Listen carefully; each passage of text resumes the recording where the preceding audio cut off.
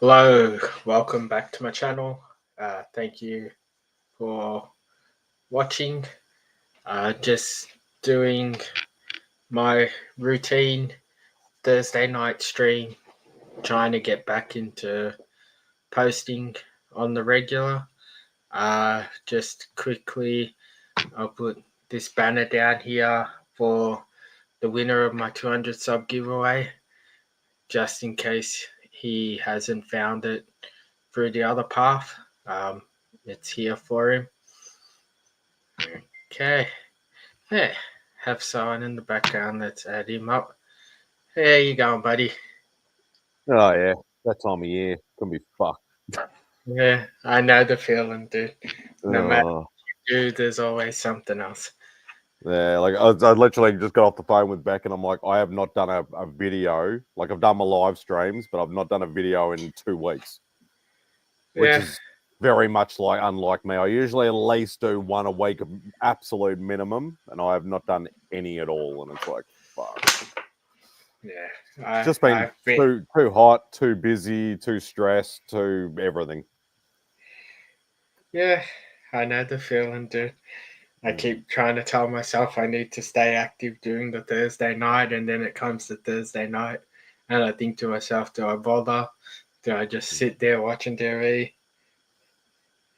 Yeah, So and sometimes, yeah, and that's the thing. Like I've been getting home, and I'm just like, I'm just not right, not in the right mindset. Couldn't be fucked. I'm either like angry or stressed or something, and I'm just like, nah, just fucking zone out, chuck something on, and just watch it and just chill out and rest. yeah, I know the feeling. I've been doing that a fair bit lately. That's Mm. why just I had to. I've started this, so I gotta keep it going. Mm. Just keep in the rhythm. That's the hardest thing. Like I've only missed, well, like, should I say, I only partially missed one Outback. I can't remember. I was doing something where I had something on, so I got Remy to start it for me, but then I was able to like jump in like 2 hours later or something. So, but yeah, I've kept it up so far. So It's, once you get into the routine, it becomes a little bit easier to keep it going. it's the only bad thing is that obviously missing all the 1 day cons that are on Sundays. That's Yes, I know. that's the only bad thing. But Yeah, you got to change it to Spidey's Outback on Saturday. yeah, yeah, it's a bit hard because so many people like run shows, or their Friday night, our Saturday. So many people run shows, Yeah, but it'll be packed as all crap. mm, but that's all right. Oh, fuck. So I thought, yeah, I saw your message. I thought, yeah, I'll jump on for a little bit, and this will be my attempt at YouTubing during the week. Well, it's my attempt. I Yeah, was looking around, finding what I was going to use to show if no one jumped on, mm, just to have something. So, right. because I've literally since Heroes Con have not bought anything of substance since. So, It's actually funny you mentioned that. I fell into another deal, but it's just for one book, and I won't, obviously until I get it, I won't say what the book is. Um, but I fell into a deal that it's like it happened what two weeks ago, and I'm like, oh, can I pay it off and whatever? And the guy's like, yeah, that's right. He goes, I've never dealt with you before, but I know people in the community and like and all this. One of the Facebook group guys, yeah. and so I'm like, oh, I'll pay it off 3 payments over 3 pays. I get paid fortnightly, and he goes, yep, that's fine, no dramas. When I realized I made the first payment 2 weeks ago, and then I got paid yesterday. So I made the second payment, and I'm like, crap. The next fortnight is Christmas Day. And I'm like, so it just means that I'll probably get paid before or yeah, after. a day before or a couple of days before or something like that. But the whole idea was to try and get it either by Christmas or by the end of the year, because it was to do with my collecting goals for the year. Yeah. So I wanted to do that video before the end of the year saying, well, I was able to cross off one more thing off the collecting goals for the year. So he said to me, he goes, I can send it to somebody in Melbourne that I'm good friends with. He can hold it, and then you can go and pick it up from him once you've made the final payment, if it makes it easier for you. At least you can sort of, just drive and go and get it instead of, getting caught up in posts and stuff like that. And I said, yeah, that might be an idea. I said, as long as it's not Neville, because he'll probably steal the book. And he goes, that's exactly who I was thinking of. And I'm like, I don't particularly feel like driving from Doncaster East to frickin' Bacchus Marsh. It'd take like an hour and a half to get there. Sunbury. I thought he was in Bacchus Marsh. I'm pretty sure it's Sunbury he's in. Yeah, well, it's still fucking an hour and a half at least. Oh, well. So I'm like, I don't know. I said to him, look, I'll just see when I get paid whether you can get it in the post or not, or whatever. Try and set it like I'll pay for express or whatever, and hopefully at least, get it at some point before the end of the year at least. So yeah. Hopefully it all works out. Yeah. I gotta have a word to the boss tomorrow and say, look, do you know when, or do you think when we're supposed to be getting that pay just before Christmas? If he says Friday, then I can say to the guy, I'll send it to you Friday if you can try and get it out on that Friday. Because I know they said if you send it express post by the 23rd, you might get it by Christmas. Yeah, but if I'm right, even up to the 21st, they're still guaranteeing before Christmas. Yeah. But I don't know how much I would trust Australia Post. That's what like Beck and I were talking about. Like, it just shows how crap our system is, because we sent a box across, and I never know when he's watching, so I'm not going to say what his name is. But we sent a Christmas present over to a good friend in the States, another YouTuber,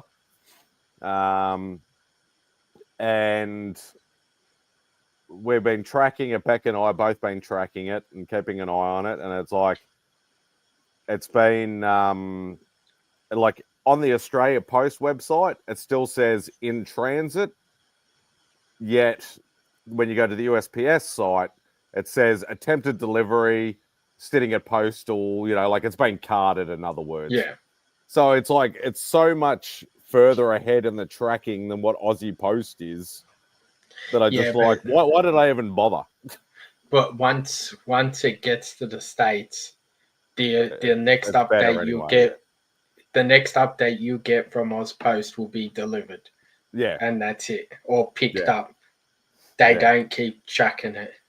Yeah, which is stupid, because if you're trying to track a package overseas, then they should be giving you updates like, they should be all freaking connected.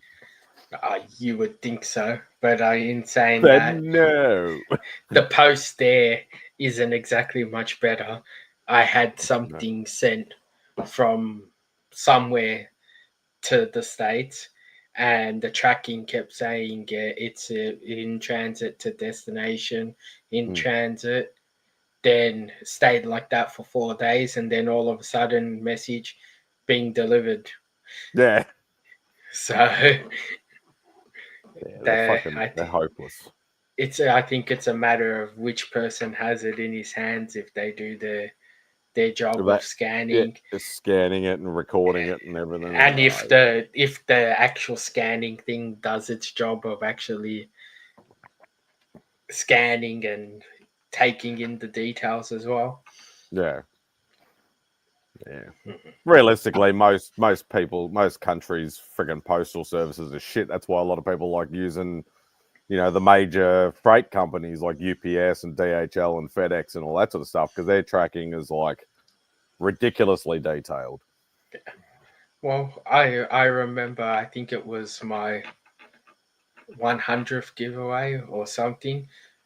According to Ozpost, it still hasn't been delivered, and the person's got it, did a video, did everything about it, and it still says not been delivered. Yeah, no, that's shit. So Absolutely shit. Yeah. Ah, well. always great times. Are you finishing up at some point for the year, or are you working through? I work pretty much, so I'll keep going till the 30th. Then Yeah. I take from the 30th. Probably most of Jan is dead for me, Yeah. and then start back up. But if people call, I work. So So you just take the main public holidays off, of course, and that's it. yeah, Yeah. before Christmas time, I'll take Mm. Christmas Day, Boxing Day, maybe Christmas Eve, depending how I feel. I got 3 big jobs left that I need to do in the next 13 days. As long as I Oh, get God. them done, I'm happy. So in other words, try and smash it out, and you might get a couple extra days here or there. Well, pretty much my days are not dead, but I've got maybe 4 or 5 hours worth of work each day. So Okay. as long as I get the few things I need to do, I've got time to shop and do all the other random stuff I need to do. Yeah. I still need to finish. Beck's taken care of most of our Christmas stuff. We just got to pick up maybe 1 or 2 little extra things, and that's about it. So we don't have much. We don't need to buy for too many people anymore. So it's pretty much just take care of her siblings and her parents, and then my parents, and then just each other, and that's it. So my main concern is my nephews and nieces, trying to get them done.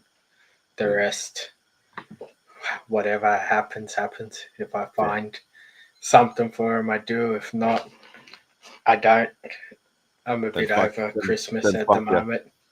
Yeah. Oh, I've been over Christmas ever since especially since COVID started, because it's all, hey, Kenny Bird. Hey, Ken. Yeah, because like all the shit happened with my folks, with health wise and stuff, all happened after COVID bloody finished. Yeah. We all 3 of us made it through COVID fine. Didn't get it once. None of us got it. And then everything fucking happened, and we all went to shit after that. So it's just been a freaking downhill slide ever since. So, Yeah, I think my parents were probably in the same boat. They had COVID once each, and nothing much really out of it. But then ever since, it's just one thing after another, after another. Always seems like an appointment for this or appointment for that. Oh, it's fucking, it is never ending. Like, it is absolutely. Mum and I are like pretty much, at our wits' end with all these fucking doctors and being, especially Dad being a freaking pincushion all the time. Yeah. Fucking. I know he's at that age, but it still doesn't make it any easier. I think sometimes it's better you have the hassle of always being at the doctors and stuff, and they catch something sooner than later. Then you don't go, and it gets worse and worse and worse. Well, the running joke at my work is that anytime I have annual leave of any kind, something always happens. Like it's always, I get sick, Beck gets sick, Mum and Dad get sick, ambulance calls, fucking something else. And I already got a call today. Beck told me that her mum's got COVID. Okay. So I'm like, that's a great start. I finish tomorrow, and I haven't even started my annual leave yet, and something's already fucking happened. Oh, just making life a little bit interesting for you. Annoying more than anything else. Oh, fuck. But we digress. Well, since you seem to be in the know, since when was this a thing? Oh, is that the Image Previews magazine?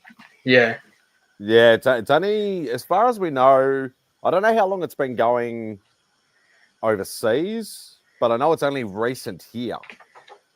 Well, I got 2, and this is the first time Because I I've know ever because gotten them. Simon showed one a couple of weeks ago, I think it was. So, and even he said the same thing. He goes, he'd never seen them before. Yeah, I've never. I looked at it when I was just sorting my books. I'm going, what the fuck did Mark give me Image books? I don't get anything from Image. And then I looked and seen it was a preview thing. Hmm. So Yeah, because you'd think that, like, you know, that alternate might give us one because of obviously Beck always getting Spawn, but no. no, I'd never, as I said a couple of weeks ago, Simon mentioned it, and I'd never even heard of an Image previews book before. So Okay. Oh, at least you might get it when you pick up your stuff from Mark. yeah, well, I don't think we get it. No, we don't get any Image stuff from Mark. It's pretty much she orders odd bits and pieces from Mark. Just, you know, like if it's a small mini series or something, it's pretty much just mainly me. Which But fuck, I don't even know if I can afford to go to Mark before Christmas. I don't get anything Image. So I'm assuming Mark's giving it to everyone like he does Yeah, maybe. the Marvel and DC. Looking through all of this, I don't think I've ever ordered an Image book that I can think of. Yeah, well, I suppose it'd be a good idea if, because I know they've done some Spawn crossover books, like just putting Spawn in like other Image titles. Okay. So, like, if they ever did something like that, it would give us at least a bit of a heads up. Yeah. You don't use the online thing. What's it called? Yeah, pull box. Yeah, Toolbox. I'm very lazy with pull box. Very, very lazy. Like I might look at it maybe once a month or once every couple of months. You know, as long as I'm getting my ASM, if I start, I'm starting to get to that point now where I want to start culling the new books, just focus on my old books. So I'm just sort of, whatever's there is there. As long as I get ASM, then I'm fine. You know, like I can always catch up on, you know, 8 covers of other series later on down the track if I need to. Yeah. That's what I'm doing. I'm down to like 7 runs. I haven't added anything new. So the minute these runs die, that's it. I don't think I'll be getting much new stuff. Yeah, well, I'm getting ASM from Alternate. I'm getting Miles and Venom, I think, from Mark. And then it's just like mini series or anything. If I've, you know, ordered them or whatever, and I'm still getting, there's still issues coming out, then they'll come from Mark. But that's about it, really. So I don't really have that many new books, and I'm trying not to do the cover buy shit either. Just stick with 8 covers, and that's it. I don't even look at other covers. I get whatever Mark gives me, and I don't even look at the Marvel books anymore. I just like I said, what I've got coming is all I got. So like I'm still doing the Ghost Rider. Yeah, I think I might have that on my list. I think Since they started doing it again. And then I got freaking obviously getting this crap for my nieces. Oh yeah. So, but I'm stopping in December, so if they keep going, I don't care. I get the 2 full years run. My X-Men. Yeah, keep up your X-Men run. So, Or is that normal X-Men, or is that continuation of Uncanny? This is X-Men, normal X-Men. Yep. And then I've got the Uncanny. Yep. So keep up your run. Yeah. Few more. Then I got Green Arrow. Nice cover. The books you despise. I don't despise. I just don't have no inclination to collect or read. Nightwing. I think What is it's it with what is what is it with them sexualizing Nightwing all the the last couple of years? Not just I've said it before. It's the covers are so random and dumb on Nightwing lately. Yeah. Like since it hit 100 to the 120, he's always flying or falling or just posing. On the side of a pool with his shirt off. Yeah. Just random And shit. you got Shazam. So another Shazam. Yeah, I could never really get into shit. Even with when I did collect a few DC books back in the day and stuff like that, I could never get into Shazam. I know a lot of people like him, and that's cool, but it's just not my thing. I don't know what it is about him. There's just I like the fact that like he's Superman-ish, but he's not Superman. Yeah, he doesn't have that truth, justice, and he's Superman, but he's still a kid and he's still goofy. Yeah, and he does bad things and not bad things and stuff like that. It's just so, but yeah, freaking. You look at the difference. DC's new release. Like if you can see it, and then you look at Marvel's new release. Yeah. Nearly freaking 2 times the fucking thickness with all the random fucking crap there is coming out of that place at the moment. Oh yeah, it's getting a bit beyond a joke. I've never I've never seen because I have seen, but I never ever get the reason why there is so many titles from the one series or the one character. Yeah, so like now you look at Spider-Man with Marvel and you look at Batman with DC, and there's so many adjacent titles that it's ridiculous.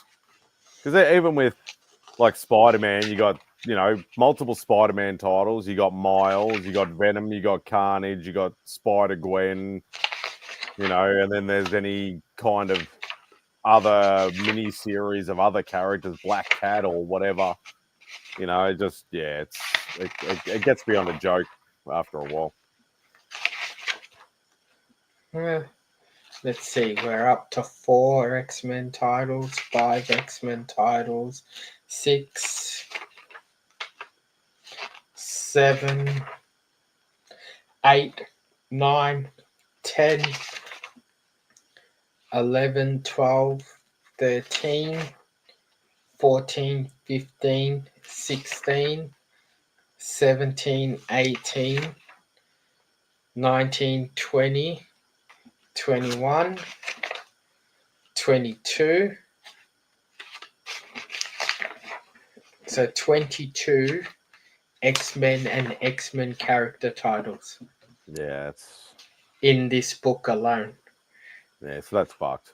You got X-Men titles, you got solo titles, you got X-Force, you got X-Factor, you got bloody New Mutants if that's going on, and you go, it's just... Well, look, if you look at it like you got Storm by herself, and then you got X-Factor. Then you have Weapon X-Men. Then you have... What's the next crap? Then you go into Deadpool Wolverine. Then you have Ultimate Wolverine, Ultimate X-Men. Then you have Rogue, the Savage Land. Wolverine, Laura Kenny, Wolverine, Psylocke, Magic, Sabretooth, Cable, X-Men, plain X-Men. Then you have Mystique. Then you have the Sentinels. Then you have X-Men again. Oh, sorry. So we're 20 titles because one of them is the next book. You have Phoenix and Wolverine. Then you have the Uncanny X-Men, next X Force and the Exceptional X-Men. Yeah, it's And nuts. then they wonder why people don't collect it all. Mm. There's no way most people can afford to, especially like an X-Men, if I wanted to collect all the X-Men books, to be able to afford all of that stuff. Yeah, it's like $300 a fucking month or fucking whatever. Yeah. That's fucking ridiculous. It's way over. Actually, realistically, it's probably like $200 almost a week because everything's alternating weeks, alternating months, and everything like that. So yeah, you're probably spending, and if you're getting an odd extra freaking cover and shit, then yeah, you're probably looking at least $200 every week. Yeah, that's just ridiculous. Yeah, it's just way too much. Mm. And I'm lucky I didn't get obsessed with this DC stuff, this all in. Now looking at the DC book, the amount of all in things there is. Mm. It's just Well, like that's what I said. Like I was early on, I was thinking about collecting DC, but I was only going to collect Batman because I thought, well, I like the dark character.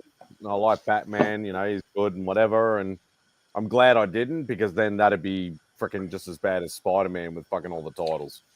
Oh, Batman would probably be worse. Probably close to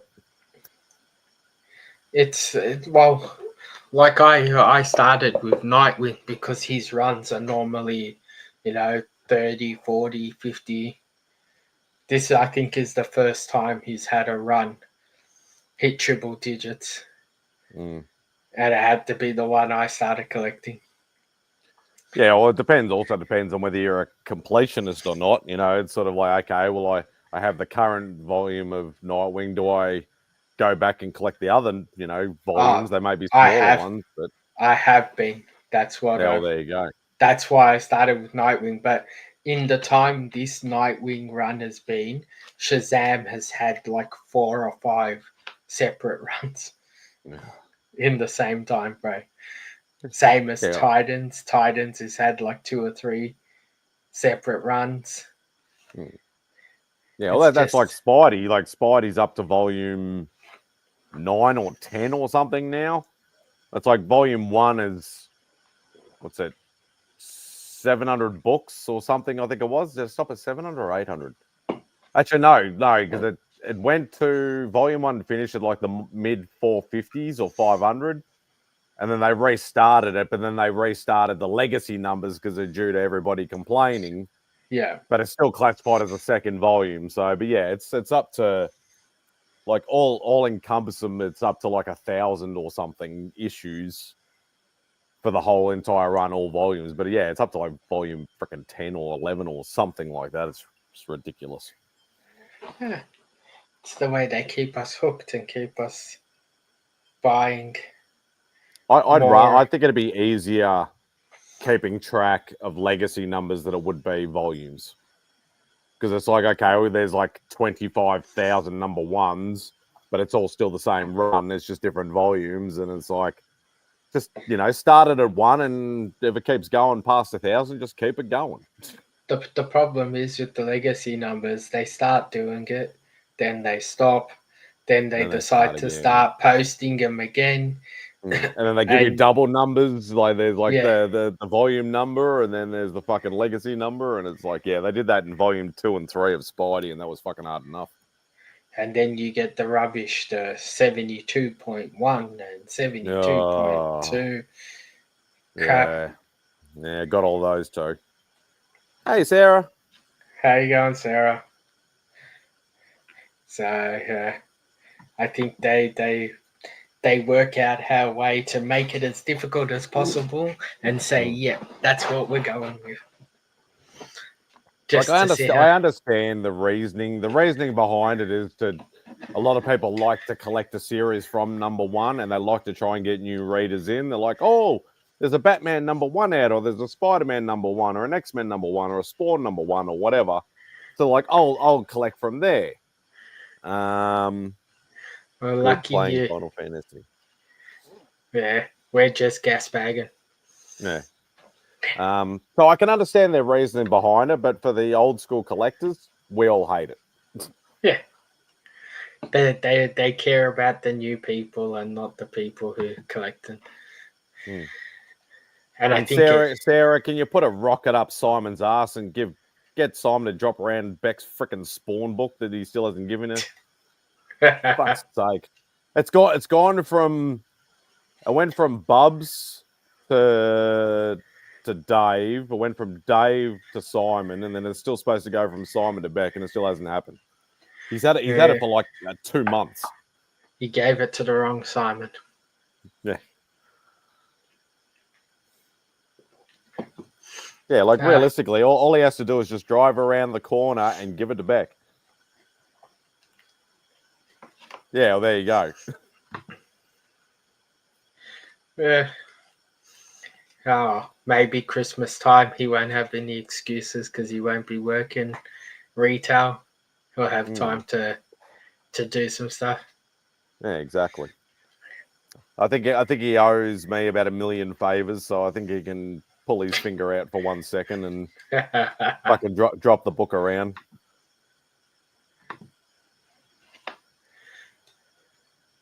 Oh, okay, cool. All right. Yeah, I'll have to work out trying to come and pick it up or something. Did you buy it, Sarah, or you just hidden it for me? And obviously, if there's any other Marvel ones too. I do like my my Christmas ornaments. Do you even own a Christmas tree? Yeah, there's one's already up. Okay. So. Well. They never get put up on the tree, but you know they're all in boxes and everything, of course. But that's about the only thing about Christmas I like is the Marvel Christmas ornaments. Just put the box on the tree with everything. Yeah, well, we don't even have freaking tinsel on the tree anymore because the stupid freaking cat eats it. So we don't even have tinsel on the tree anymore. Oh god, haven't gotten it, but we have plenty. Oh, okay, cool. How you going, buddy?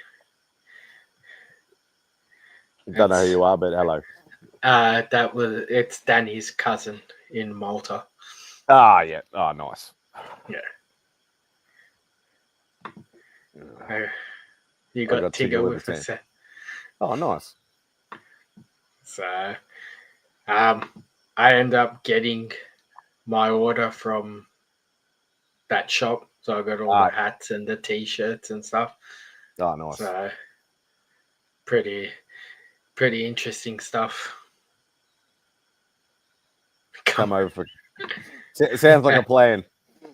Well, after tomorrow, I'm on 3 weeks off, Sarah. So he might prefer Macca's than KFC, Sarah. Either or. How did that conversation end up going? Because I left a little bit after the donut conversation on Sunday. Oh, yeah. I give up on trying to. You know, I said, look, we just don't have. We have the variety over here, but we don't have the American variety of takeaway places over here.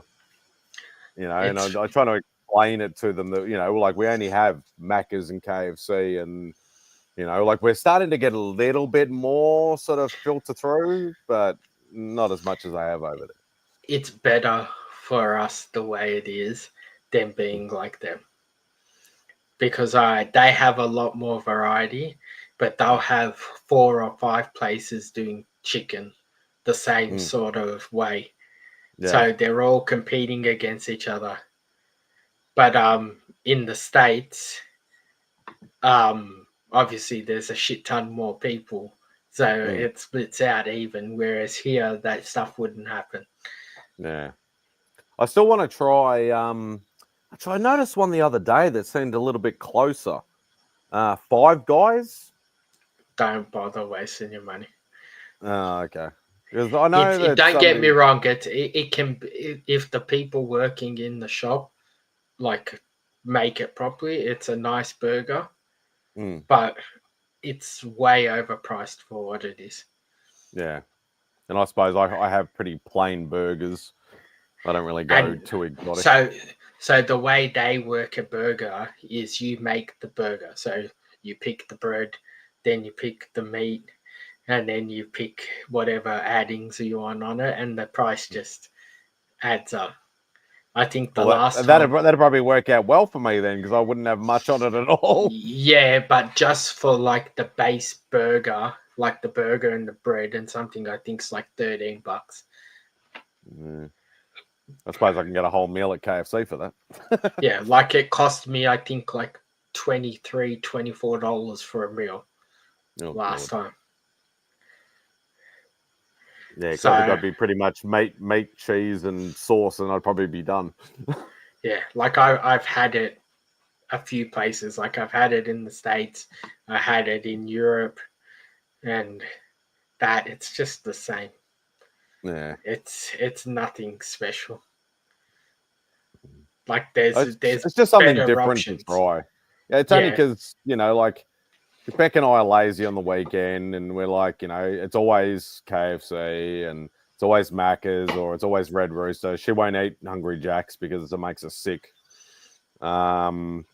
Which is really weird because she's tried it 3 times, 3 different meals in 3 different states, and she's been sick every time. So it must be something maybe the oil or something they use or something that just makes her sick. So what type of sick? Like throwing up sick? yeah, vomit So sick or then diarrhea sick or something. it'll probably be like the bread or something they put in something.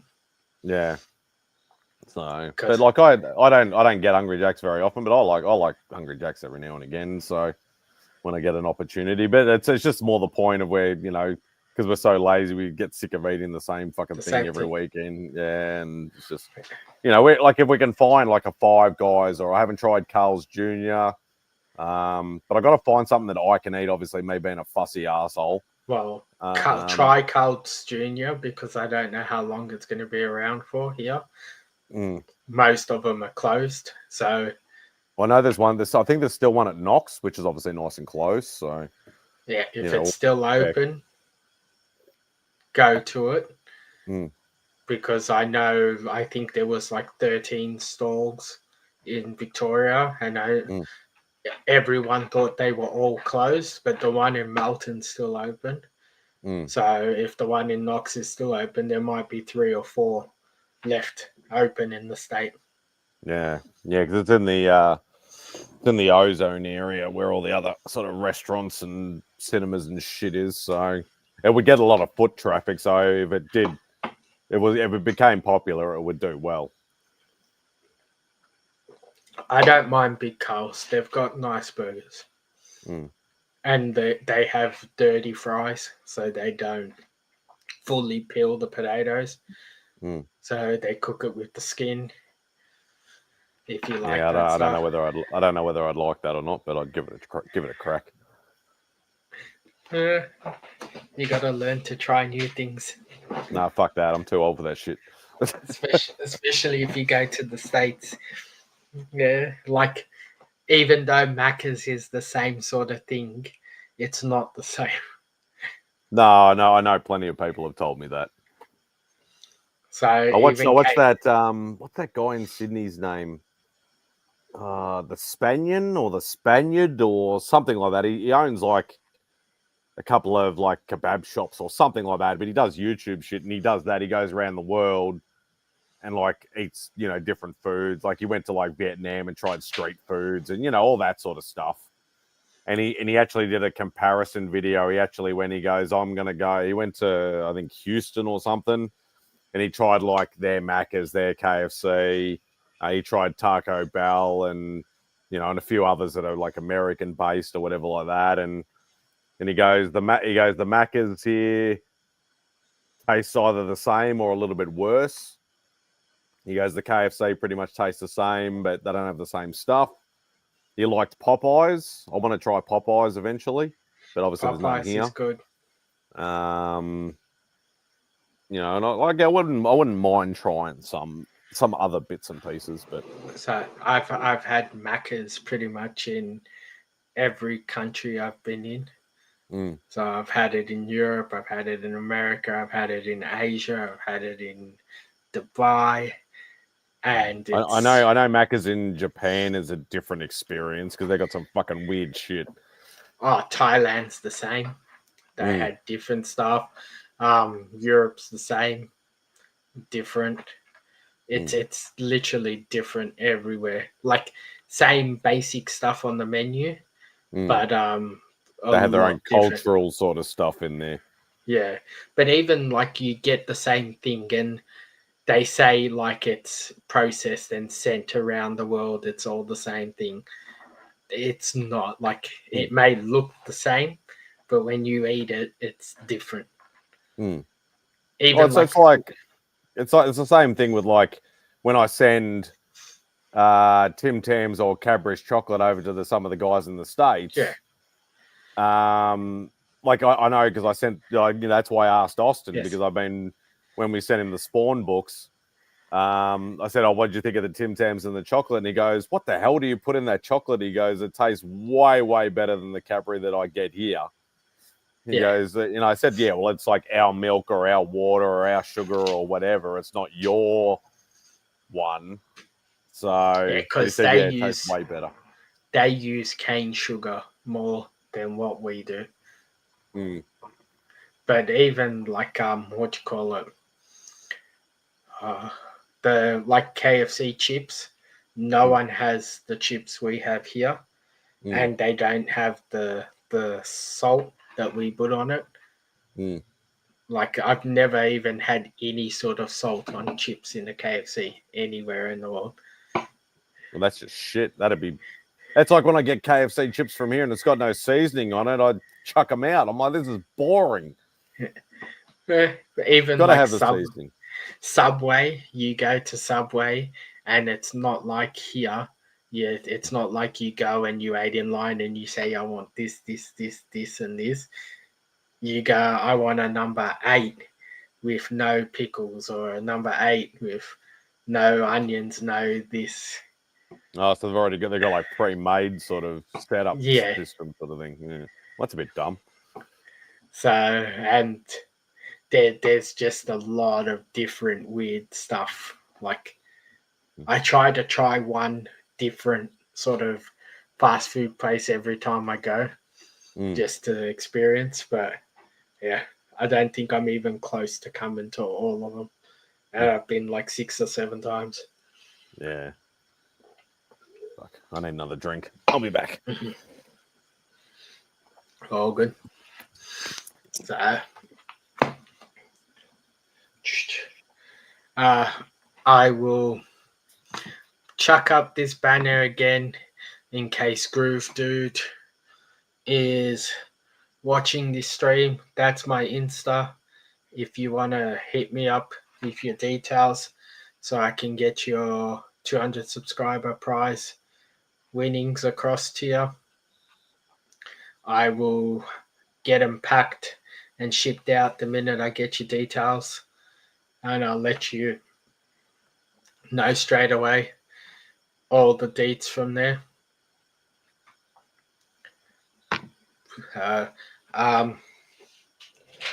I will grab some stuff sorted. Yeah, you going hard with the strawberry flavored milk? Yeah. Yeah, you're rocking it. That's better. Quickly. So, I know you don't really collect these things, but let's go big. I was able to score the Batman. I don't know how well it's going to show. the Dark Knight, not the Dark Knight. Sorry, the Batman Justice League. So the Ben Affleck. Is that one of the McFarlane things? Is it? No, this is a hot toy. Mm. So I can't. I'll try to pull it out of the fucking. Yeah, then everything will fall out. Yeah, let's see. Yeah, I'm not. I know I could never like. Some of them look really cool. Don't get me wrong. It's just not my thing. Yeah, I like them, but I can't justify spending the amount they have on them these days. So, There we go. There goes all the shit. Yeah. This So, fucking chopper is giving me shits. So, Like, yeah, as I said, like they're really cool, but it's just not my thing.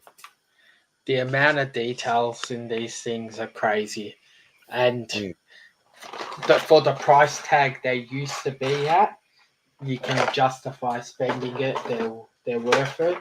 But Yeah, when now, they're like $200 or $300, you're like, yeah, okay, I could go. It's like an extreme version of an action figure with a million accessories. Whereas now they're like what $500-600 a pop, even for a basic one. It's like, nah, not doing that.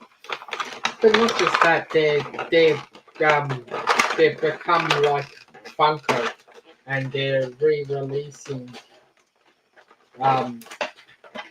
the ones that they've already released. So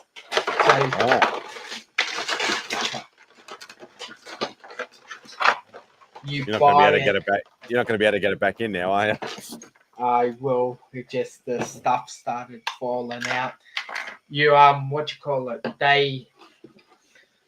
They re-released figures that they sold as limited edition figures, and they've changed the color, or they've changed something slightly. Well, we'll put one extra batarang in there and charge you triple the price. But the thing is that they're not charging more. They're just re-releasing it. Yeah. It's still expensive though. Yeah. So I've gone out. You've gone to all that effort to buy it, and then they go and just re-release the fucker. So it's stupid.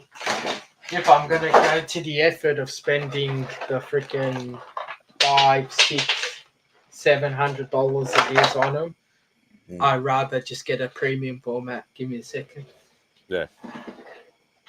Nah, for sure. Although premium formats like over $1,000, but yeah, I know what you mean. Yeah, but at least at the premium format, once it's done, it's done. They're not redoing it. They're not. And if they redo the same character, at least it's something different. Yeah, different costume, different pose, different something. Yeah. None of this same crap.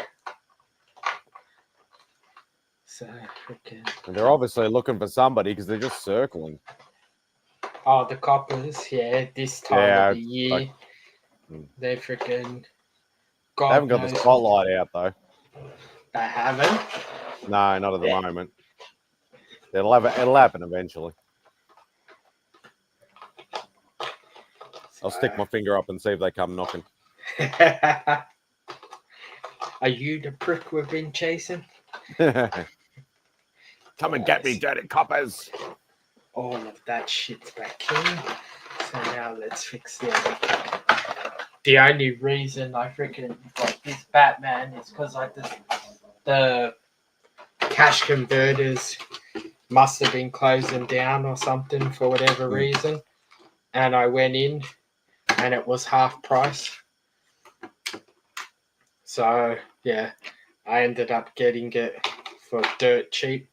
I'm surprised the cash converters out of Hot Toys. Oh, they have fucking heaps now, dude. Yeah, I haven't walked into a cash converters in a long time. Cash converters now have Pops, Hot Toys.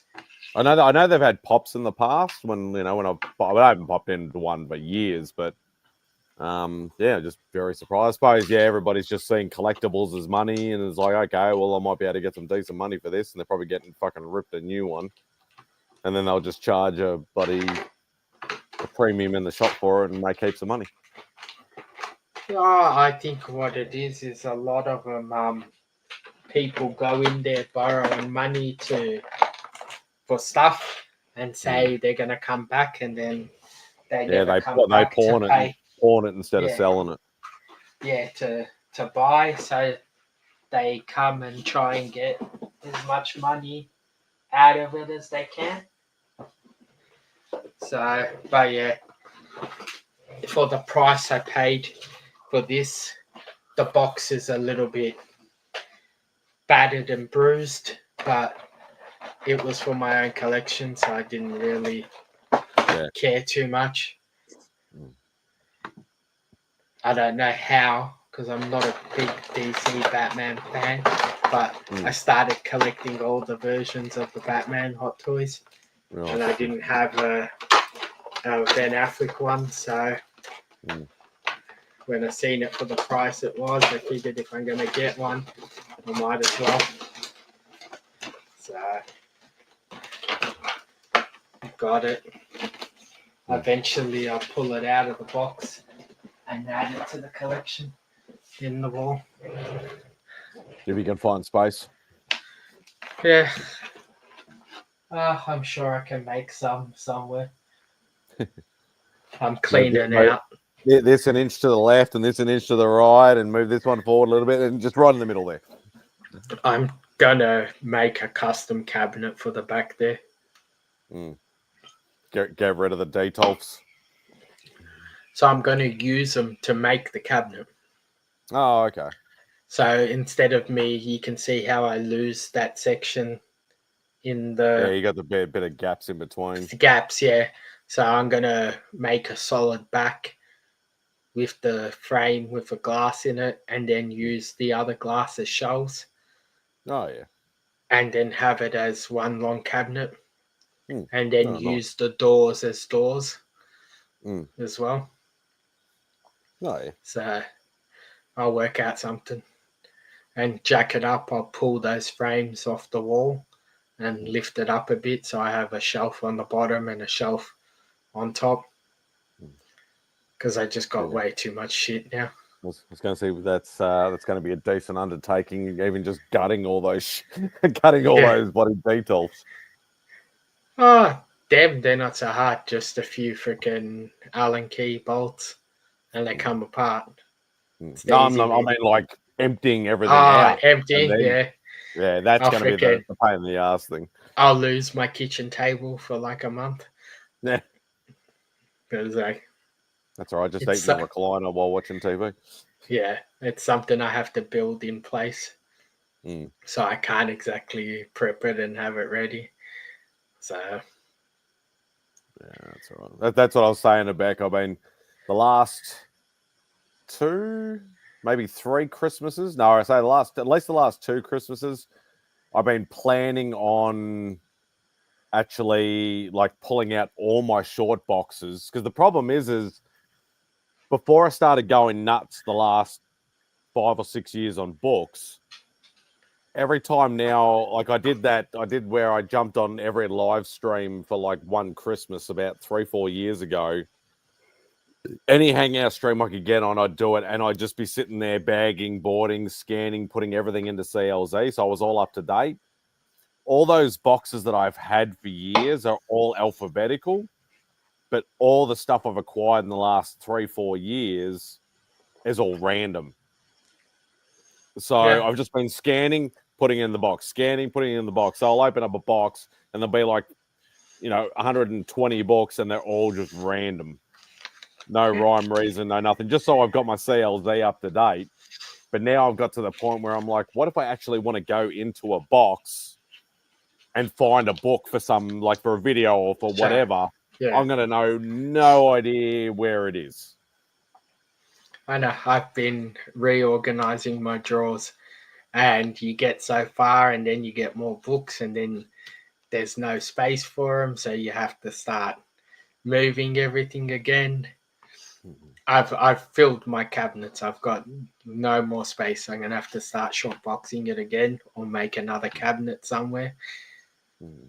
Yeah, I don't mind the short boxing as much. It's just I don't like the higgledy piggledy sort of shit. I need to alphabetize it and then probably get a few leave a few boxes that are like, half full or whatever sort of thing. So I have that sort of Space future for the proof it. runs. Yeah, future proof it a little bit. So, but the problem is I need the space to be able to put 40 odd short boxes. I need space of a bench where I can stack books and go, okay, these are the A's and these are the B's and the C's and whatever. And then sort of go from there. And it needs to be cool weather too to be able to do it. Because the only place I can think of doing it would be in Dad's shed, which if it gets 30 degrees or more is like a freaking pressure oven. Yeah. Or like a sauna. And I just, I can't do it. So it's and I don't even have this. I'd need like a couple of big long trestle tables as well to be able to do this. So it's not an easy undertaking just to do that.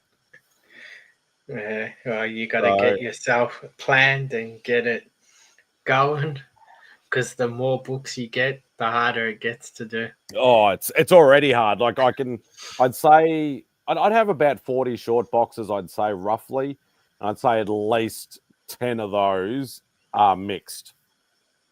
So it doesn't sound as much, but the problem is that when you got so many different titles, it is a big undertaking. It wouldn't be it'd be different if it was just all Spider-Man or all X-Men or all whatever. It's just and there's all the freaking the mini series and all that sort of crap, and it's like, okay, where do I put this? And that's why I stopped trying to do too many runs at once, because everything was going everywhere, and no matter how many times I thought I had everything clicked in CLZ, I was still buying doubles. And I found that the easiest way I store my books, the way they show up on CLZ.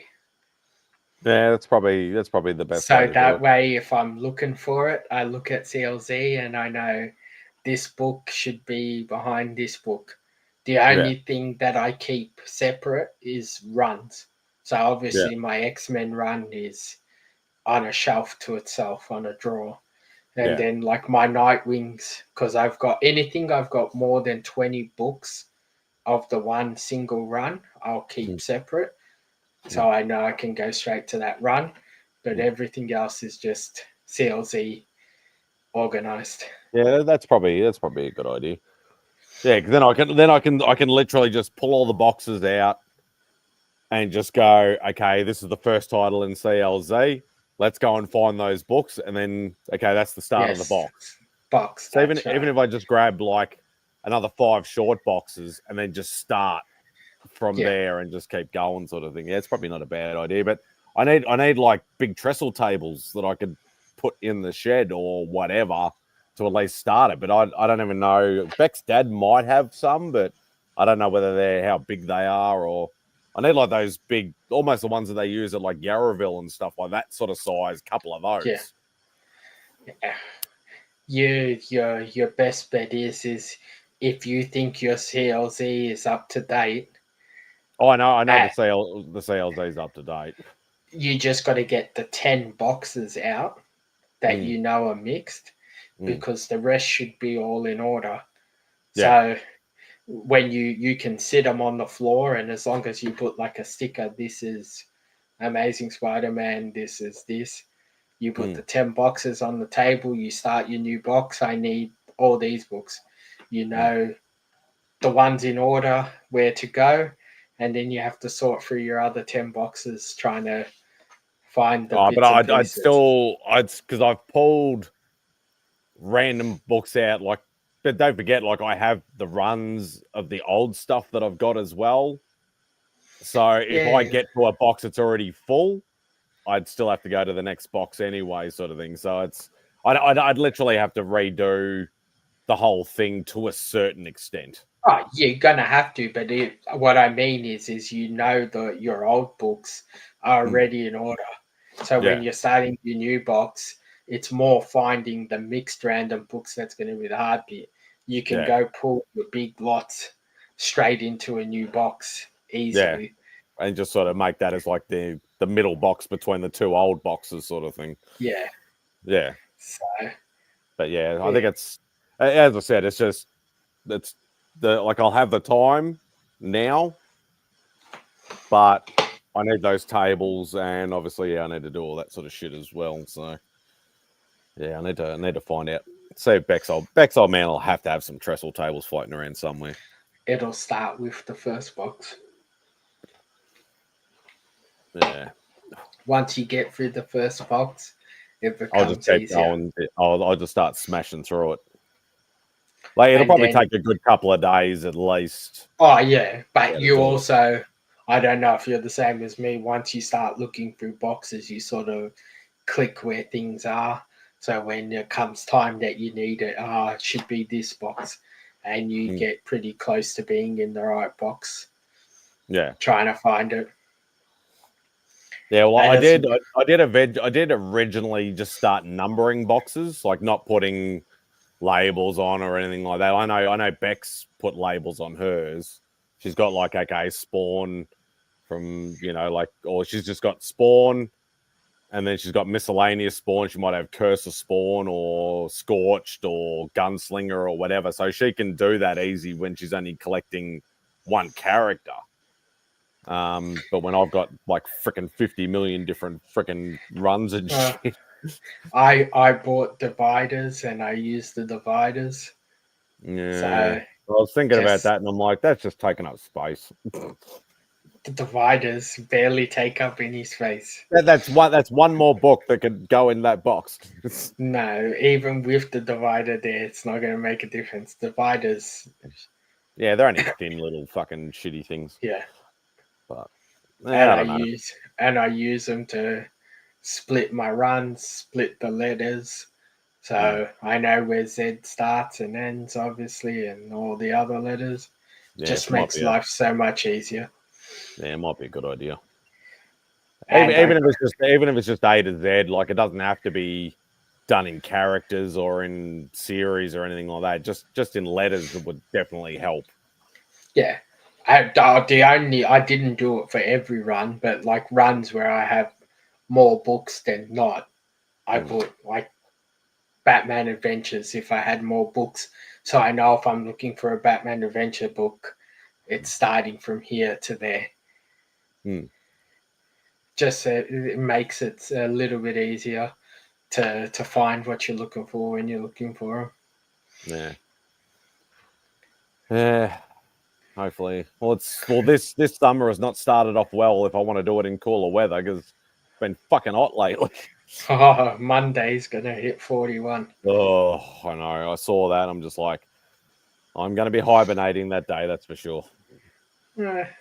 It's not too bad as long as it's not burning. I don't Oh, mind when it's hot as long as it's not burning. nah, fuck it. Nah, that's once it hits over 30, I'm fucked. Then you're gonna have a great summer. That's what I mean. And starting way too early. We usually don't start getting this kind of weather until freaking like late Jan, early Feb. Yeah, So, it's gonna be crazy this year. yeah. All I need just give me a week of like early 20s. I think as much as the thing Christmas week might be like that from the looks of it. Yeah, it looks But like yeah, after Monday it's going to go down to sort of mid to low 20s. yeah. But for how And long then, that lasts is another question. well, we either gonna have a crazy hot Christmas day or we have a shitty Christmas day. So Yeah, I don't really care. Fucking yeah, just another day for me. it is just a guaranteed day off. Yeah. Fuck, my phone's running out of juice. That's what happens when you hotspot. Yeah, it kills your phone quickly. Hmm. This laptop's been a godsend for that thing. because I just plug it into the charger. I don't have to worry about it overheating, and I can stream as much as I want. Yeah, no, it's like if I go in my room, like, it's happened before, even on this, like as soon as I go inside, everything goes really spotty and I just start losing reception and it's just, nah. Like, yeah, it's good. I can just plug stuff in and then you're fine, Yeah. but it heats up quickly. And that, at least when I'm outside, it's not too bad outside. Everything will stay cool. Like, nothing's heating up. Like, even the phone has been hot spotting for over an hour and it's not hot. As soon as I go into my room, that thing will be like an oven. I'll be able to cook an egg on that fucking thing.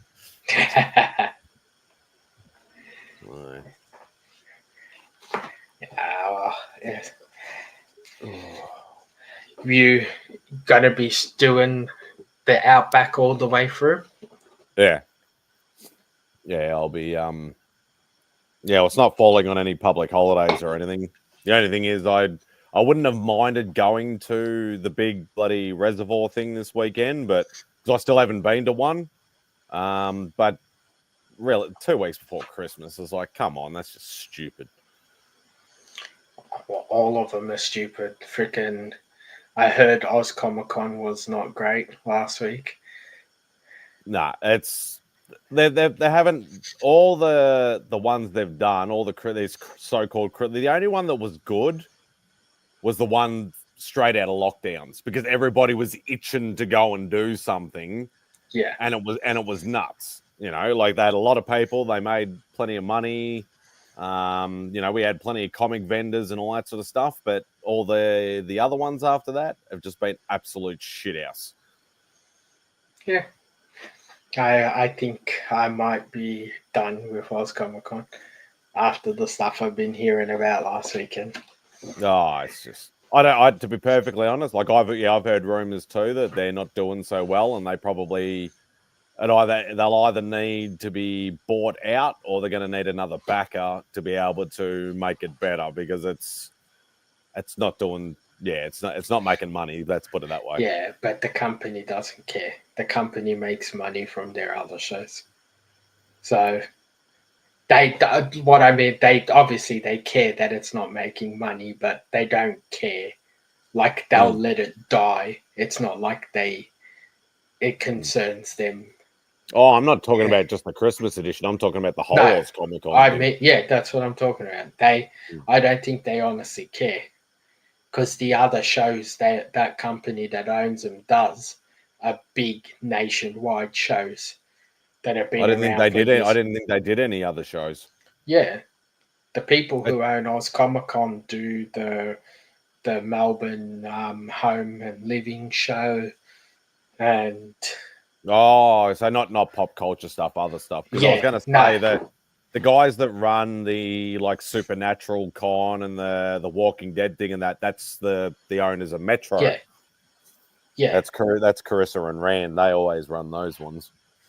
Yeah, no, these guys have other non-pop culture shows. Like they do, I think, an army show. They do the home, like the Melbourne home show. They do the Better Living show. They do a whole bunch of other stuff. They do a pop culture one then. Yeah, it's just. I think they bought it with that intention, yeah, because they do other shows. It's even like the one that's doing the new show we're going to have next year, Collectors Fest. Yeah, I've heard about this, and I'm like, is this actually going to happen? Because I know we've had a few big cons being announced, and then they've never come. No, it's coming. They've already pretty much sold out their exhibitors.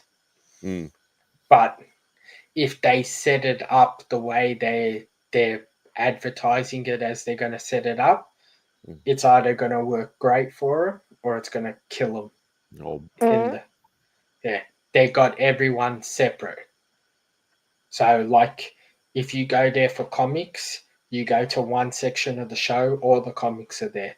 You go to the section beside it, it's cards. You go to the section beside it, it's sneakers. You go, everything section is split by category. That's probably not a bad idea because then you could do a whole lap of the floor and then go, I'm just going to stick to where the comics are. I'm just going to stick to where the toys are. I'm going to stick to where the cards are, or but whatever. if you got so limited number of people in there, like stalls, what are you splitting? What's your split? Are you having even number of everything? That's going to be. Then there's people who come for comics and only come for comics. At like Oz Comic Con and Nova, they have to walk through the whole show to find the comics because they're scattered everywhere. Whereas if they come there, they're all in one place. They got no reason to step foot anywhere else. Yeah. Oh, but most people are still genuinely like, and as I said, like I would only go for comics now, pretty much, but I would still want to see what else is there, and I think most people would probably do the same. Right, we have another person in the back. Oh. How you going, buddy? Skibbity bop, dudes. Yeah. Which country are you in today?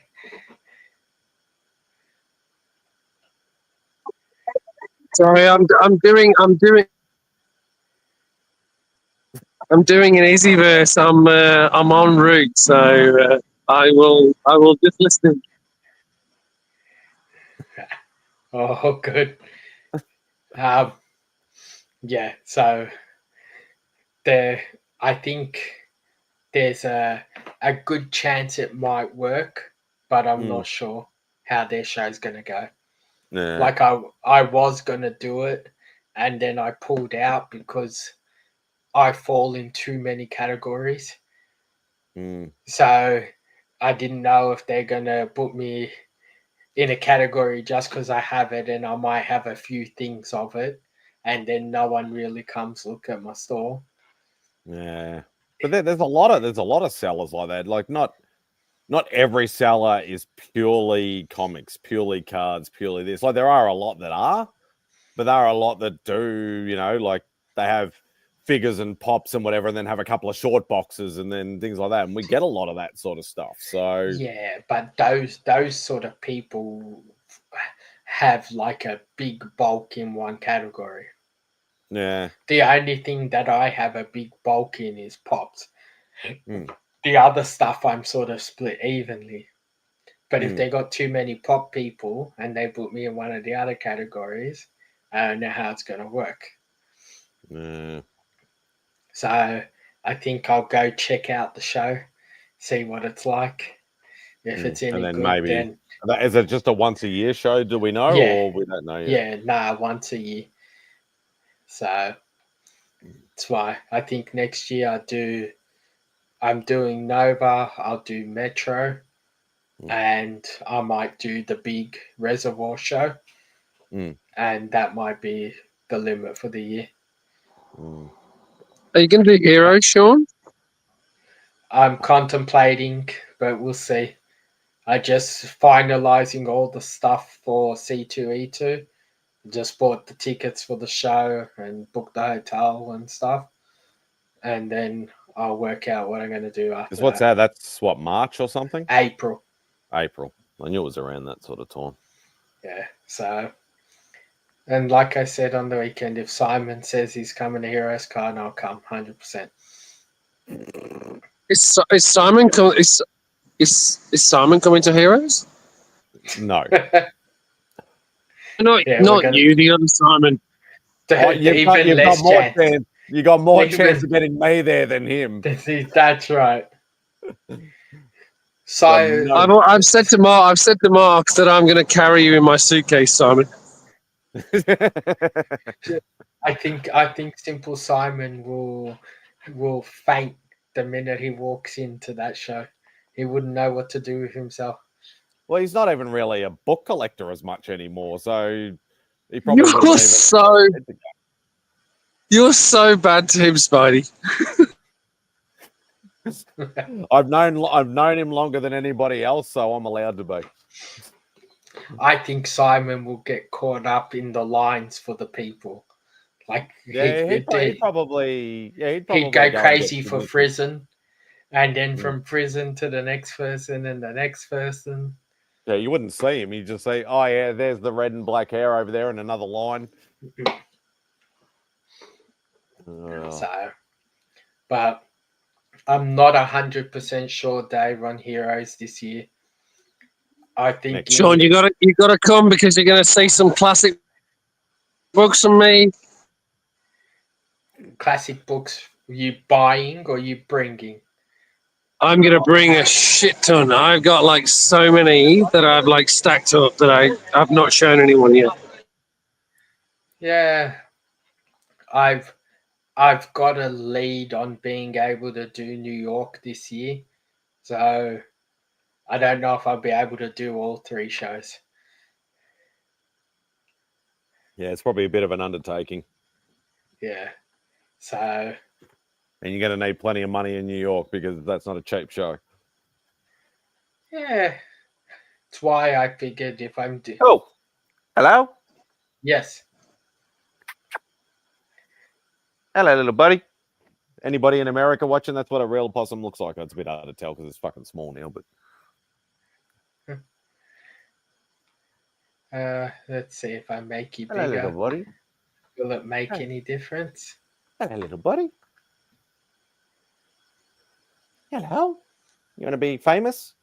Oh, you got a possum! Oh, Hello, little buddy. What you doing? Hey.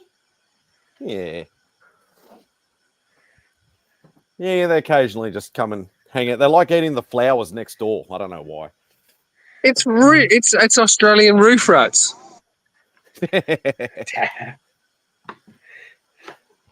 Oh, how's my battery going? 4%.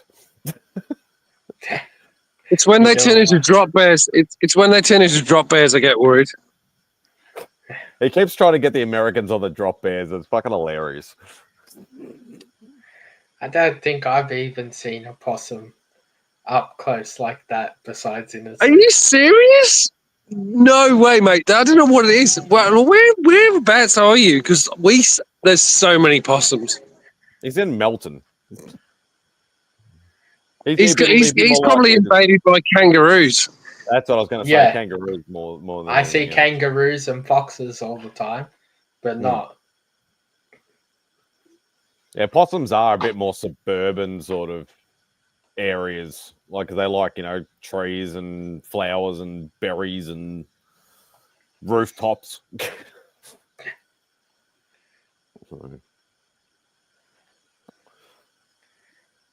Oh, Yeah, he's just hanging out. he's waiting for dinner. There's some flowers there. Go on. No, he's just sitting there. What are the real chances of you ever getting to a Heroes Con, Simon? Yeah.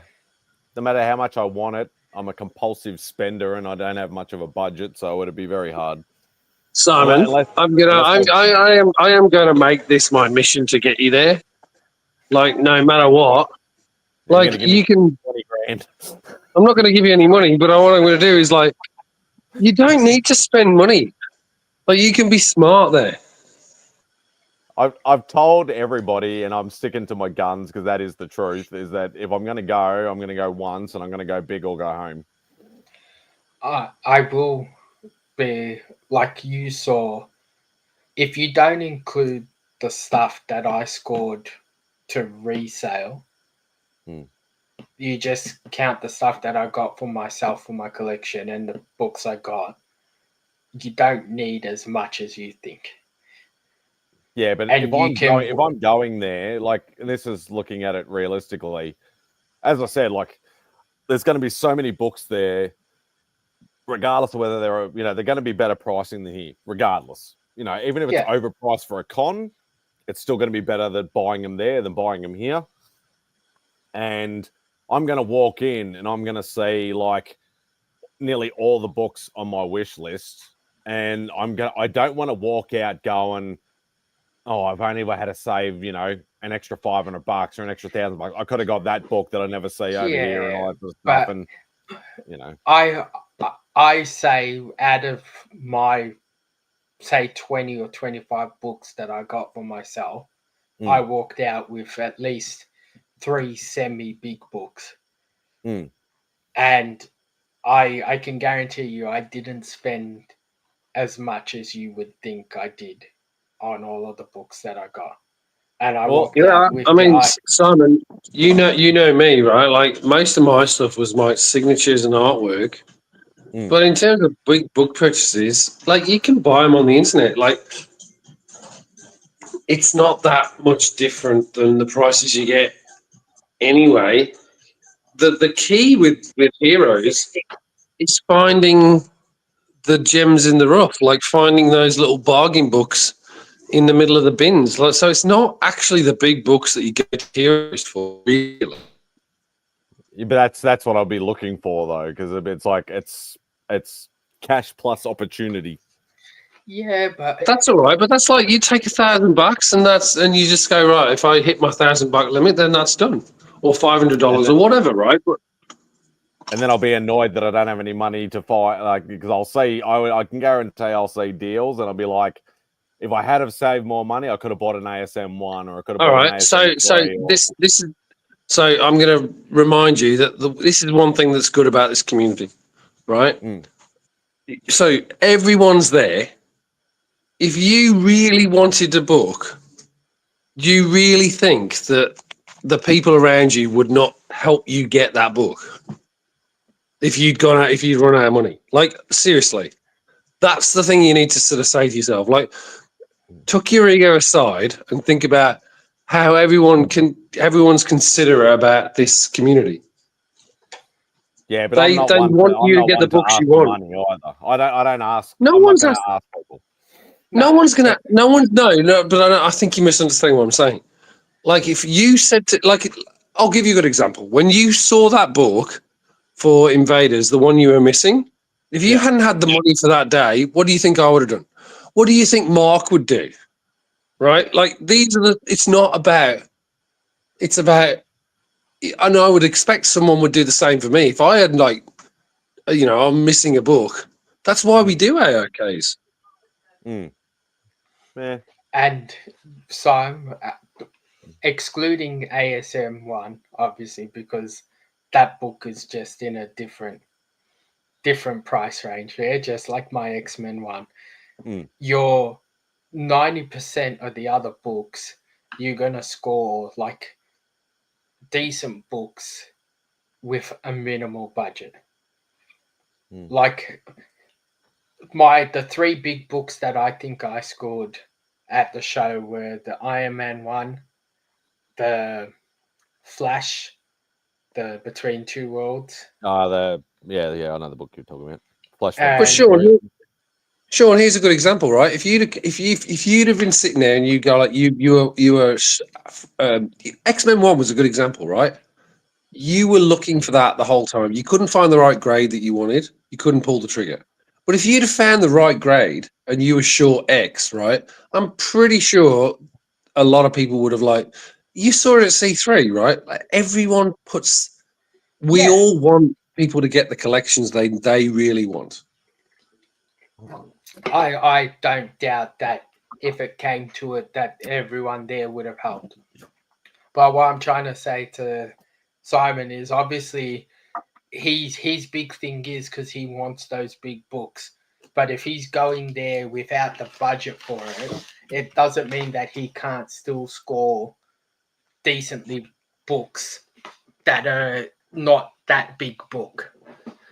Yeah, but Sean, here's the thing, right? Like I'm telling you now, I wouldn't be buying a big book like that from a con. Like there's other places to find that, and actually you can probably get a better deal doing what Simon does already, which is work across the community and sort of like find a book. There's ways and means. Like I'm already like I'll be frank. I'm already like thinking about what's the next AOK for Spidey because I know what stuff he's looking for. Whenever I get undercopies, it's like I could sell it, but what's the benefit of me doing that when actually I can help another member of the community to get another book? Hey, Louis. Yeah, I get it, Dave, but Simon's a very unique collector. I'm a fucking nutcase. And I think Simon would be going into his first heroes the same way I was, thinking that he's gonna find that big book he wants at the perfect deal, at the perfect everything, and walk out of there with it.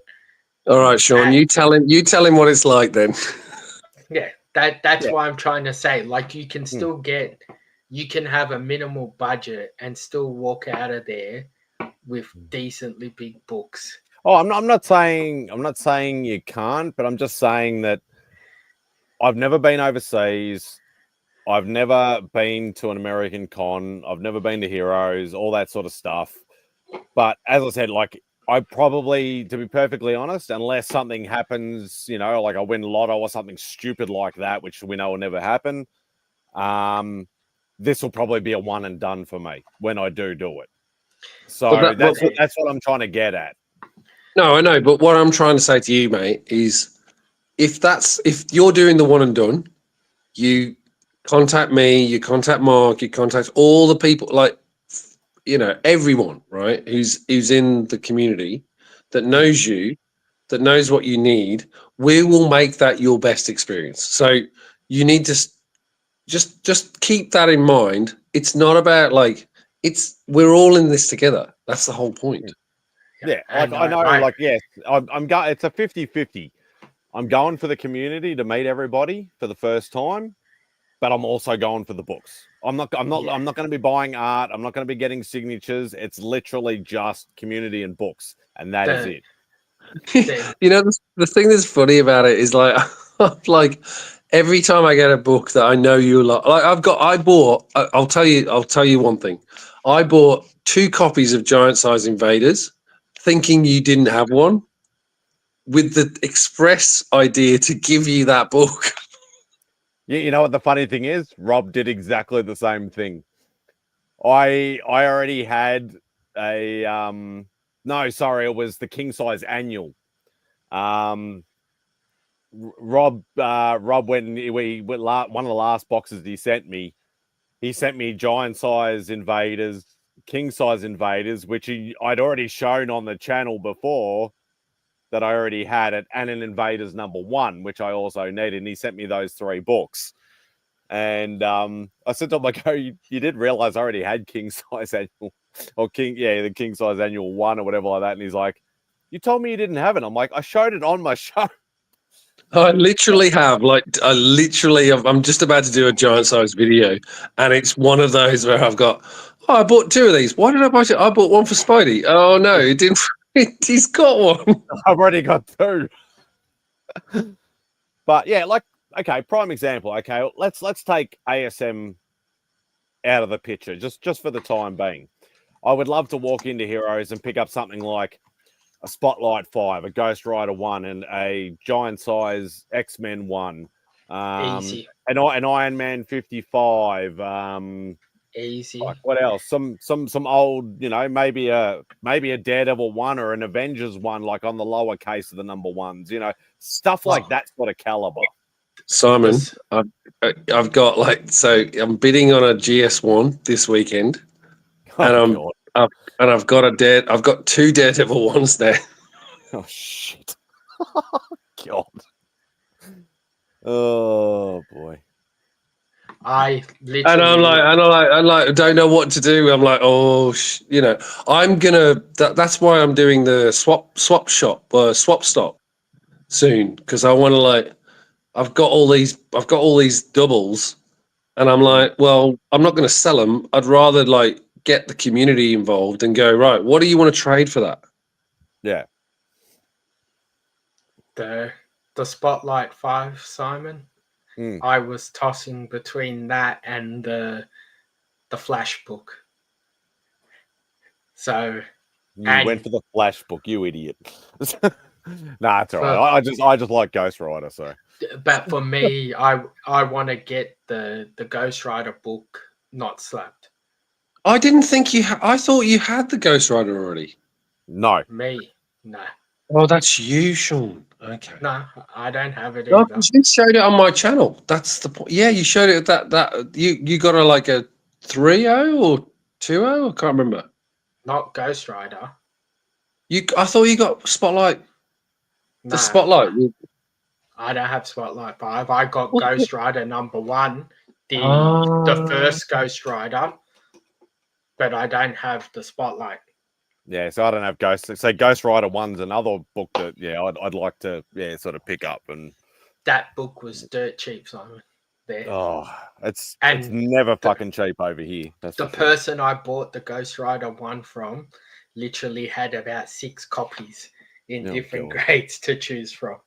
Simon, you know this better than anyone, right? You've seen me when I've done a Billy's show.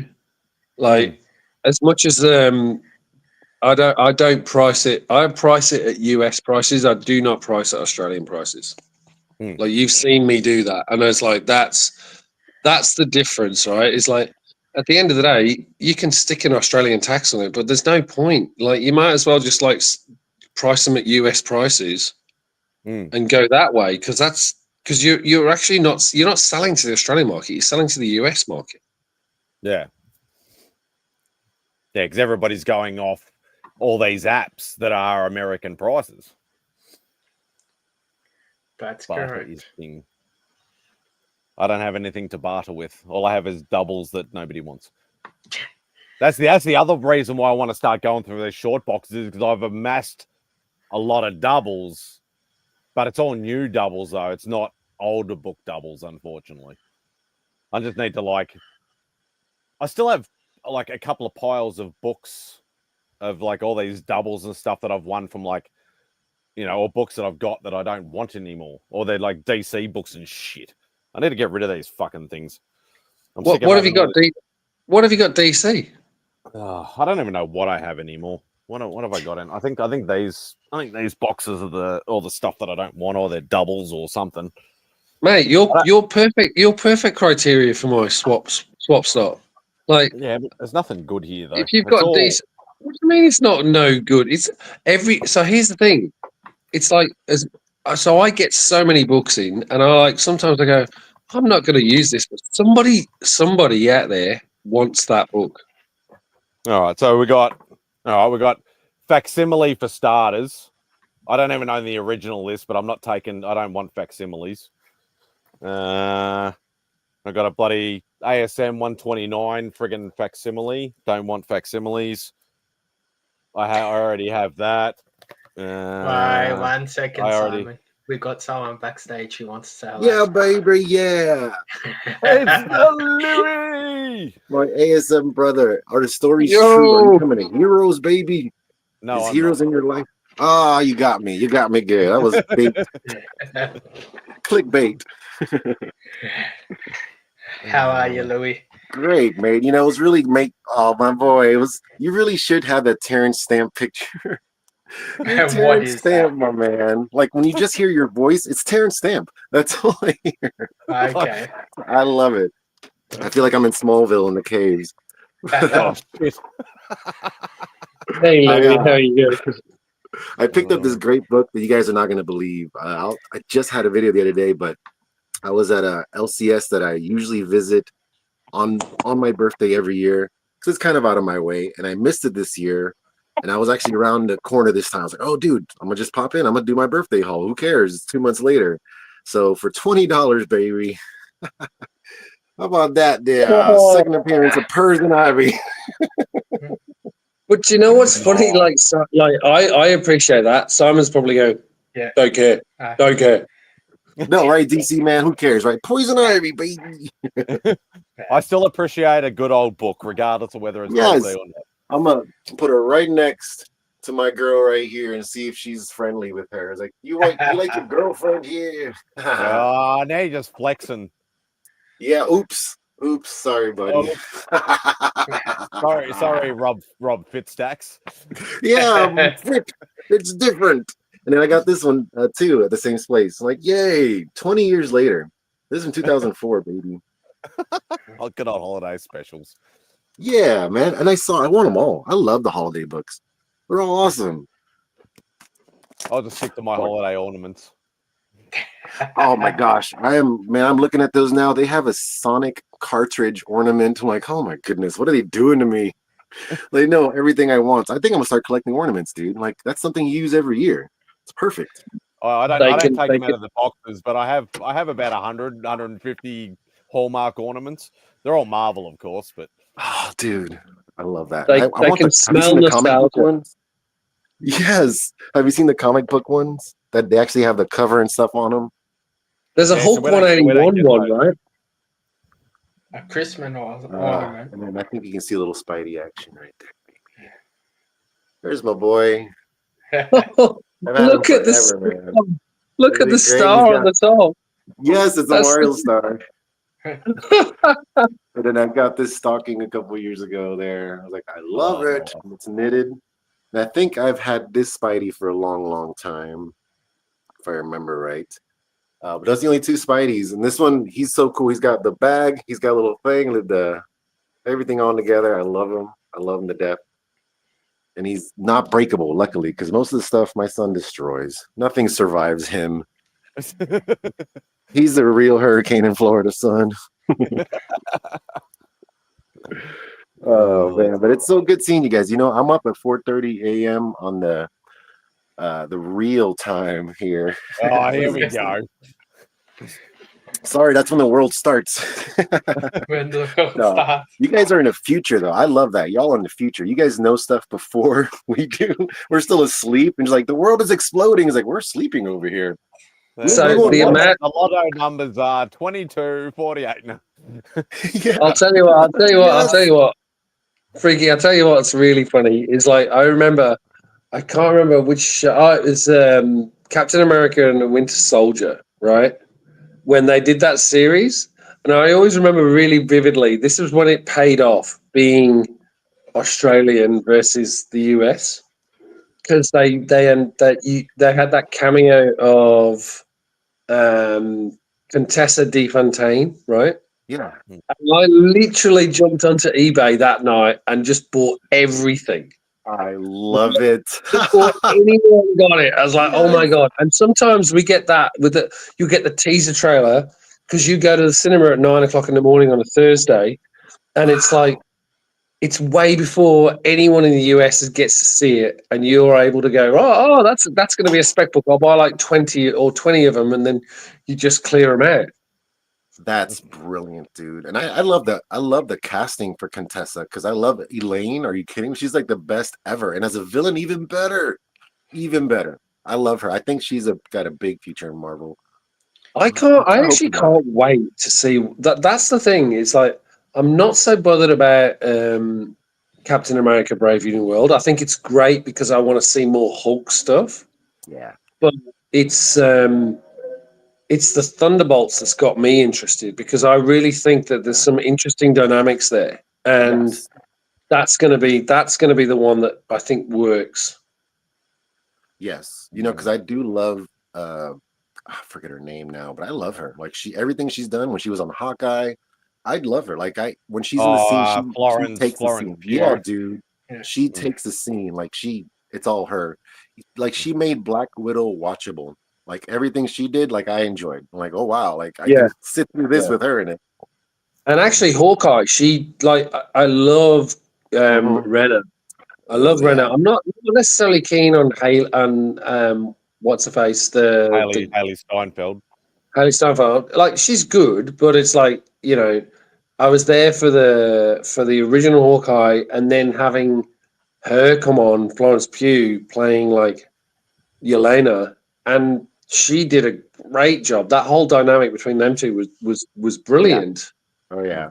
So I think the thing about Phase 4 is they had some moments, but they just couldn't sustain it. No. Like they have to bring Captain America back or whatever they're doing. I can't imagine what role he's gonna do. They just can't let things be. No, heavens no. I think it's a bad idea having Robbie RDJ back as Doom. Yeah. The only way I see it is fun if he pretends to be Tony Stark in their universe. That's the only way I can see it as a fun thing. I'm like, okay, because he can trick Peter, he can trick all these people, make it seem like he's back, and secretly he can be like evil for 2 or 3 movies. People don't even realize. That would be fun. But But besides that, I don't know. I sort of that's my only worry is that if they do it that way, that devalues Doom. That's right. And You're Doom- gonna kill a big character to have some fun with using another one. But Yeah. they'll probably do it like they'll probably do it like they did with the Mandarin and completely screw it up because it's like you can't have like if I'd love to see RDJ not have the mask ever removed and just play Oh. Doom as Yeah. Doom There you go. and never remove the mask. And actually that would work. That would be a great reveal. Ooh, baby, I like that one. That would be something. You know, I don't hear him doing the accent too. I don't know if he can do an accent like Latveria or anything like that. I don't know if I ever heard him do. Yeah, I don't know if I ever heard him do something like that. I It's mean, gonna sound the same. let's put it this Like, way. If there's one actor that could do it, like Tropic Thunder, like you've got to think it's Robert Downey Jr., right? Yeah. But yes. Doom is the character that you need to be building up and getting to become menacing like they did with Thanos and build him up. And See, Sean, I disagree with you. Like the thing about Doom is you just introduce him as like that's it. It's like it's Doom. It's you don't need to build up Doom. It's like Doom is Doom. Like even Fantasy 4 number 4 or 5, right? He literally just turns up and he's Doom. Yeah, but and that's the point. If you're piss taking him doing other things that's not Doom like, then you're taking away from what he is. Well, they're probably doing like the Secret Wars God Doom thing, right? Because he's gonna steal. That's the rumor. Yeah, because he's gonna take. So that would make sense. I actually don't mind that. So if they actually stick to the first series of Secret Wars and they have Doom in the mask properly, like and then they reveal when he's got his face, like that would be interesting because then they go like, it's Doom and he's disfigured and he's horrible, and then when he gets the power of the Beyonder, he's suddenly like he's RDJ, and they all realize that it's Tony in an alternative universe. That's interesting. That's interesting. And then he goes back to being disfigured. That's also interesting. Because he said like different mask, the same task. So he probably thinks he's the hero, or trying to save the world anyways from Galactus, which Galactus I think is probably the coolest thing from the Fantastic Four movie. Boy, like I cannot wait to see. Well, as long as it's not a big cloud of smoke. He's not Simon. If you've seen the preview, I've seen the trailer. like literally, there's this one scene where he like rises up in the building and he looks in at the Fantastic Four, and it's like I was squealing at that point. Yes, because his eye is the size of the characters. Like that's how big. Like yes, that's how big he is. Like that's what I want to see. But you know what's good about it is that his eyes were also, as they are in the comic book, like those little square things. Like they nailed it. They nailed it. And I just keep the Kirbiness. That's all we want is Kirbiness. Yeah, we'll see if they don't mess it up. Oh, they're gonna fuck it up. But who knows? Who knows? Because this is the baby. If you can do the first family right, oh, you're good for 10 years if you do it right. But so I heard there's a rumor going around, or the latest one is that the guy Reese Ifan, what's his name? The Welsh actor who played the first Reed Richards. Oh, Aeon Grumfeld. Grumfeld. Apparently he's in it. He's in it. He's in the new movie. So they're going to do the whole. Yes. They're going to do the Council of Richards. That's the next rumor, right? I love it. I heard the Trunk guy too from the other Fantastic Four, Fantastics or whatever. I heard he's going to be in it too, at least for maybe a cameo like that. Oh, did you still want that, Dave?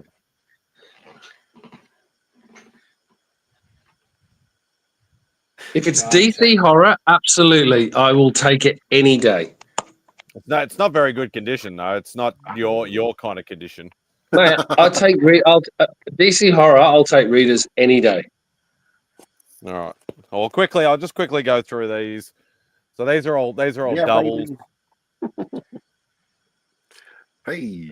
Let me know what number that is. Simon, The Shield put book. aside that Shield book. No, me first. My show. All right, you get it, you get it, you get it, you get it, you get it, you get it, you get it. Dibs. That's so funny. If Well, give I've him- got it already, then you can give it to Dave. Sean, give him an AOK then. I've already have. I gave him a Defenders number 1. Yeah, he did. Preemptive. I've got that. Yeah, baby. I've It's a been good giving book. Simon AOKs for ages. Yeah, boy. Oh, I'll take that. Photon for your go town. I love it. Yeah, I'll take that. Yeah, boy. Hey. Oh, that's a nice cover. I'll take that too. Yeah, that's a Well, the dope homage, my friend. Did Joe fix it? That one's a great one. That's Yeah, awesome. That'll on go that nice pile. with my Hulk one. Yeah, boy. Hey, look at that. Oh, look, I have a spare copy of Brave and the Bold. First appearance of Justice League. No, just joking.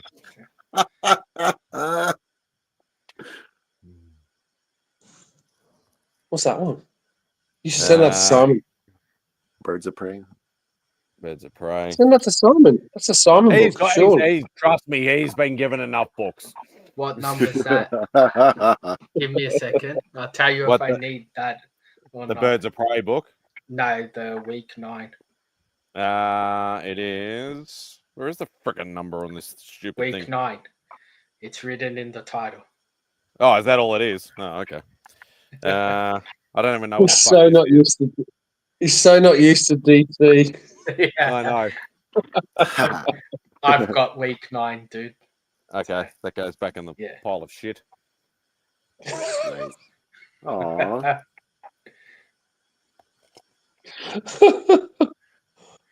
Oh, what's that? What's that? Oh, yeah. Is that a Metamorpho?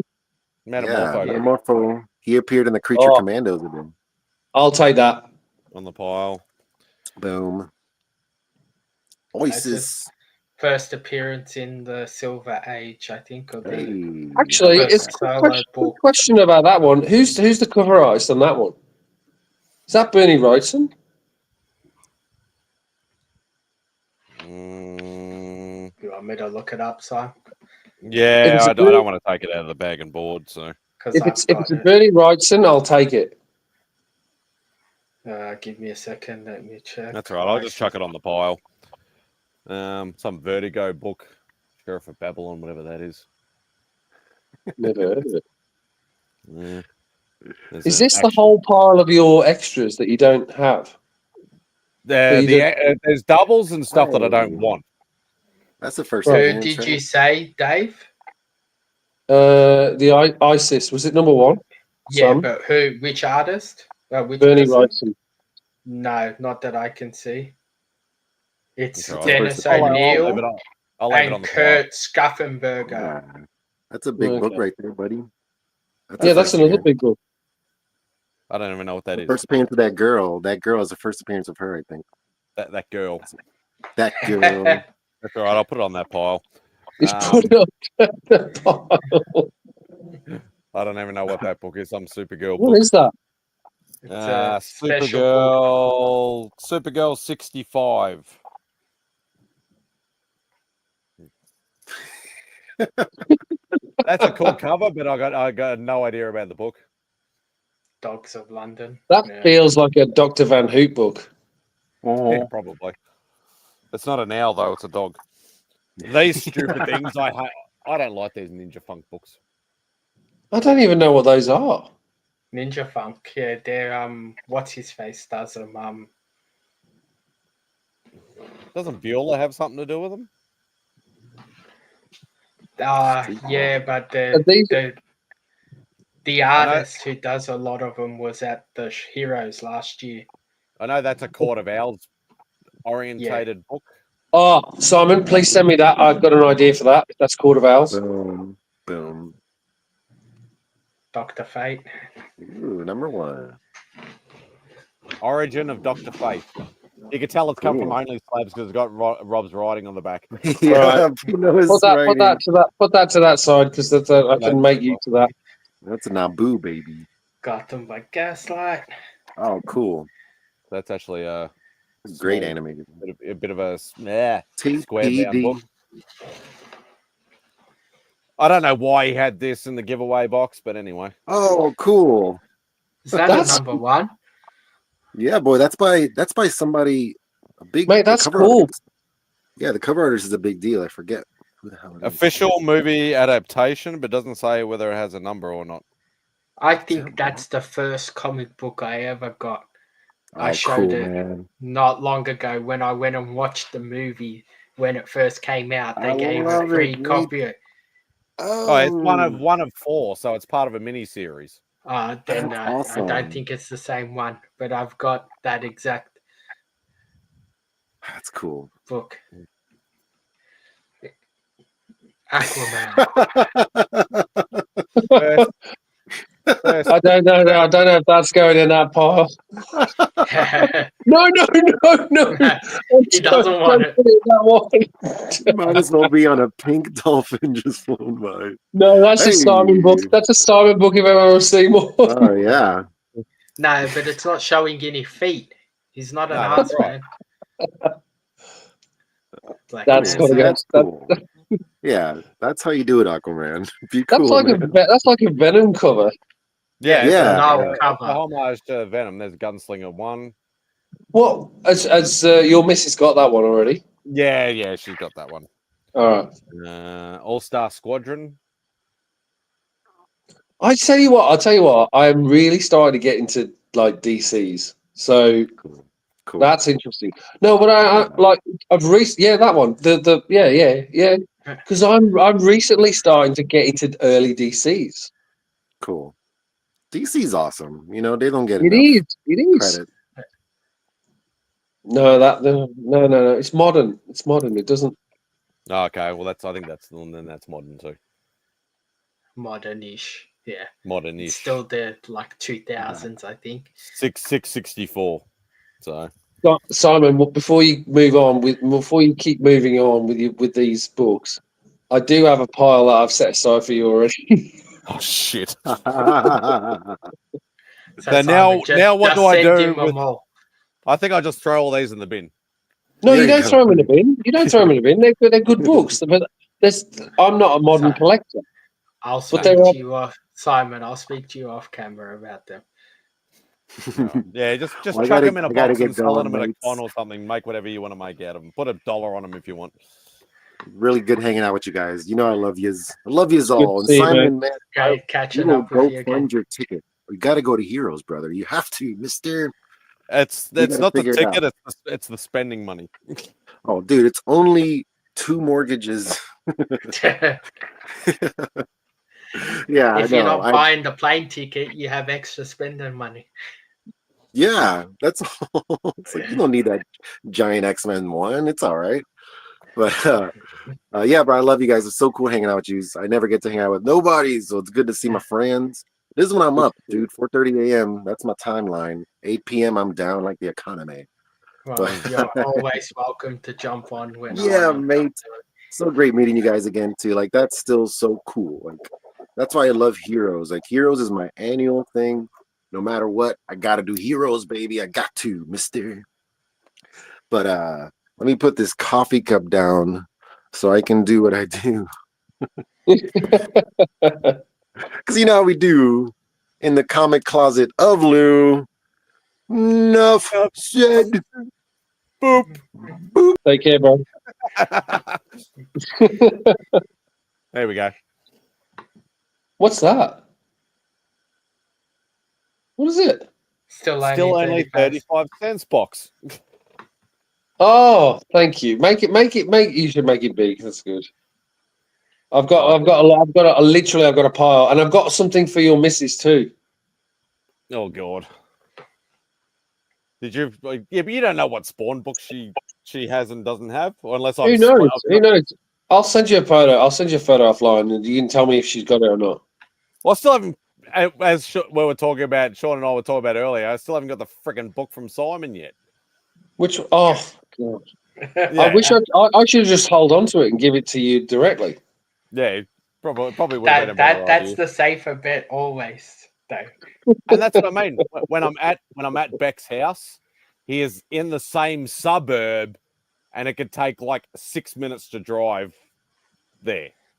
But can never bloody I'm busy, I'm out, I'm editing, I'm doing this, I'm doing that. It's like, dude, just get in the car, bring it random freaking house. Mate, He's I'll not drive. watching How long? How far is it for me to get to you? It's like an hour. I'll do it. I'll do that. he's not watching, so he's not defending himself. At least we No, know that. exactly. He's never watching. He's like I he's don't like care. a. I don't care. I've had a go at him Yeah. on screen for not I bloody know bringing you random do. book. I do too, but I normally get in trouble for it from Dave for picking on him. Oh, We all got to stick together. We all got to stick together. It's like, Carl. I actually can't. When's the next show we're all going to do? oh God. Is it going to be? I might end up in Reservoir on Sunday, but I don't think Simon will. No, I won't be. I'll be doing Outback. So, and I've got no money. I'm not doing Reservoir because it's like I'll be probably doing Outback with Si. So, but if not, then yeah, I'll be hanging around the house. So I'll be watching you on Outback. I have to say, Outback went forever last weekend. What was going on? What, like, literally, it was the longest stream. Every time I went on, it was like still live. It happens. Yeah, they have a few that goes for 7+ hours. Yeah, Mate, and as I said, it's always the difference is when I want it to go short because I've got stuff to do or I'm just tired and I just want to end it. People keep jumping on, and when people jump on, I won't end it because it's unfair for somebody to just jump on and then it's like, no, sorry, we're ending. But the times that I want it to go for long to try and rack up the hours, it all peters off and then everybody runs away sort of thing, and then ends up going for like 2 hours instead of anything else. So how's the subs going, boys? Like, Simon, you're now over 700 big time. Yeah, I'm encroaching on 800. Nice. And I actually hit the 4,000 hours earlier this week, but then now it's gone back down again. So, but it doesn't matter for the hours at the moment until I hit 1,000 subs anyway. No, but that's the good thing. Is like the watch hours I always find is the hardest one. Yeah. But as opposed to the actual subs, you get to subs, it's like it's the thing that was hard for me was the watch hours versus the subs. The subs came quicker than the watch hours. Yeah. Yeah. Like so I could do the you've got the 5. watch hours is great. Like, I could do the 500 sub monetization, but that's no ad revenue or anything. It's only membership or super chats, and that's it. But I just haven't got around to doing it. It's interesting. What would the memberships like? The thing is, you've got a number of different things that you could do for memberships, but I struggle with the memberships, right? Because I'm not going to be doing memberships. I don't have the commitment enough and the time to be able to do memberships. Right. I have to admit the memberships is hard because you have to like come up with something else. So the interviews has been good, and I think the sketch show is going to work quite well. But we'll see what happens with that. It's like, the nice thing is I kicked the first show off on the sketch show with my AOK sketches for a couple of people that I'm doing. So that'll kick it off, and then do. But the problem, I've never done a sketch. I was watching Naaman's one today with Locke, and that was a great show. Watching that, they did a brilliant job, and I'm really getting into that show. It's like it's so good. Have you watched it? I'm usually at work, yeah. So I caught a couple of seconds here and a couple of seconds there, but that was about it. It's so good. Like Locke's like giving tutorials and how if you're going to do sketch cards, this is how you do. Like really good content, and it could really do with they need to almost like take those some of that video, like Norman should take that video and actually use it as like a course for. It's so good the way that Locke supports Norman in terms of building out that show. It's great, so good.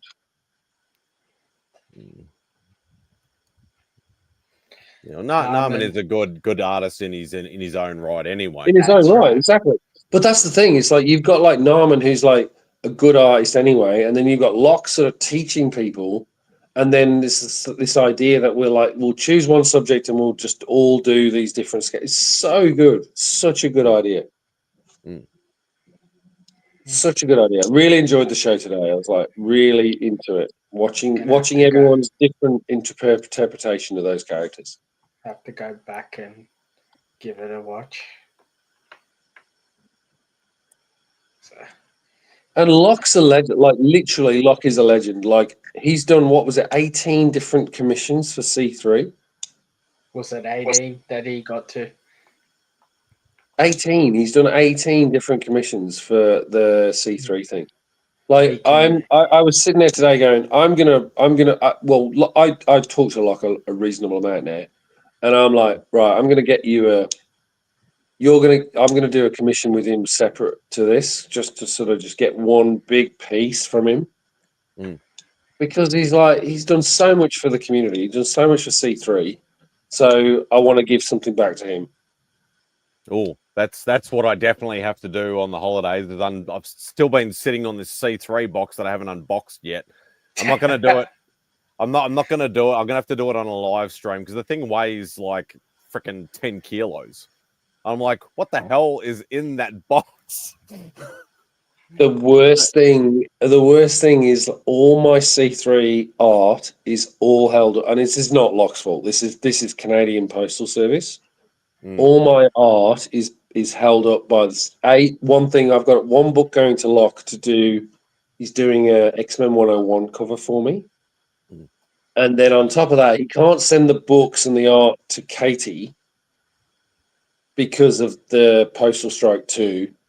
And so basically everything's on hold until that happens. Because of the Canadian postal strike. Absolutely. Yeah, well, the guy that won my major giveaway for my subscriber giveaway or whatever, he's in Canada. But he was good though. He was like, mate, just hold on to it. Once it's all sorted out and it's evened out and we're up and running again, then you can send it. So he's happy to wait, however long it takes. So mate, it's going to take until at least middle of January, and that's if they solve it now. They still haven't solved it. No, so I don't know. Great fun.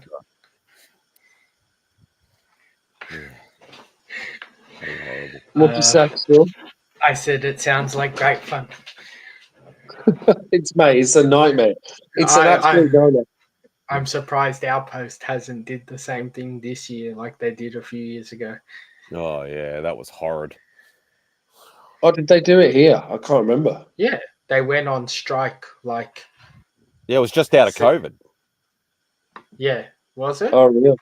Yeah, because I remember I'd bought some stuff off eBay.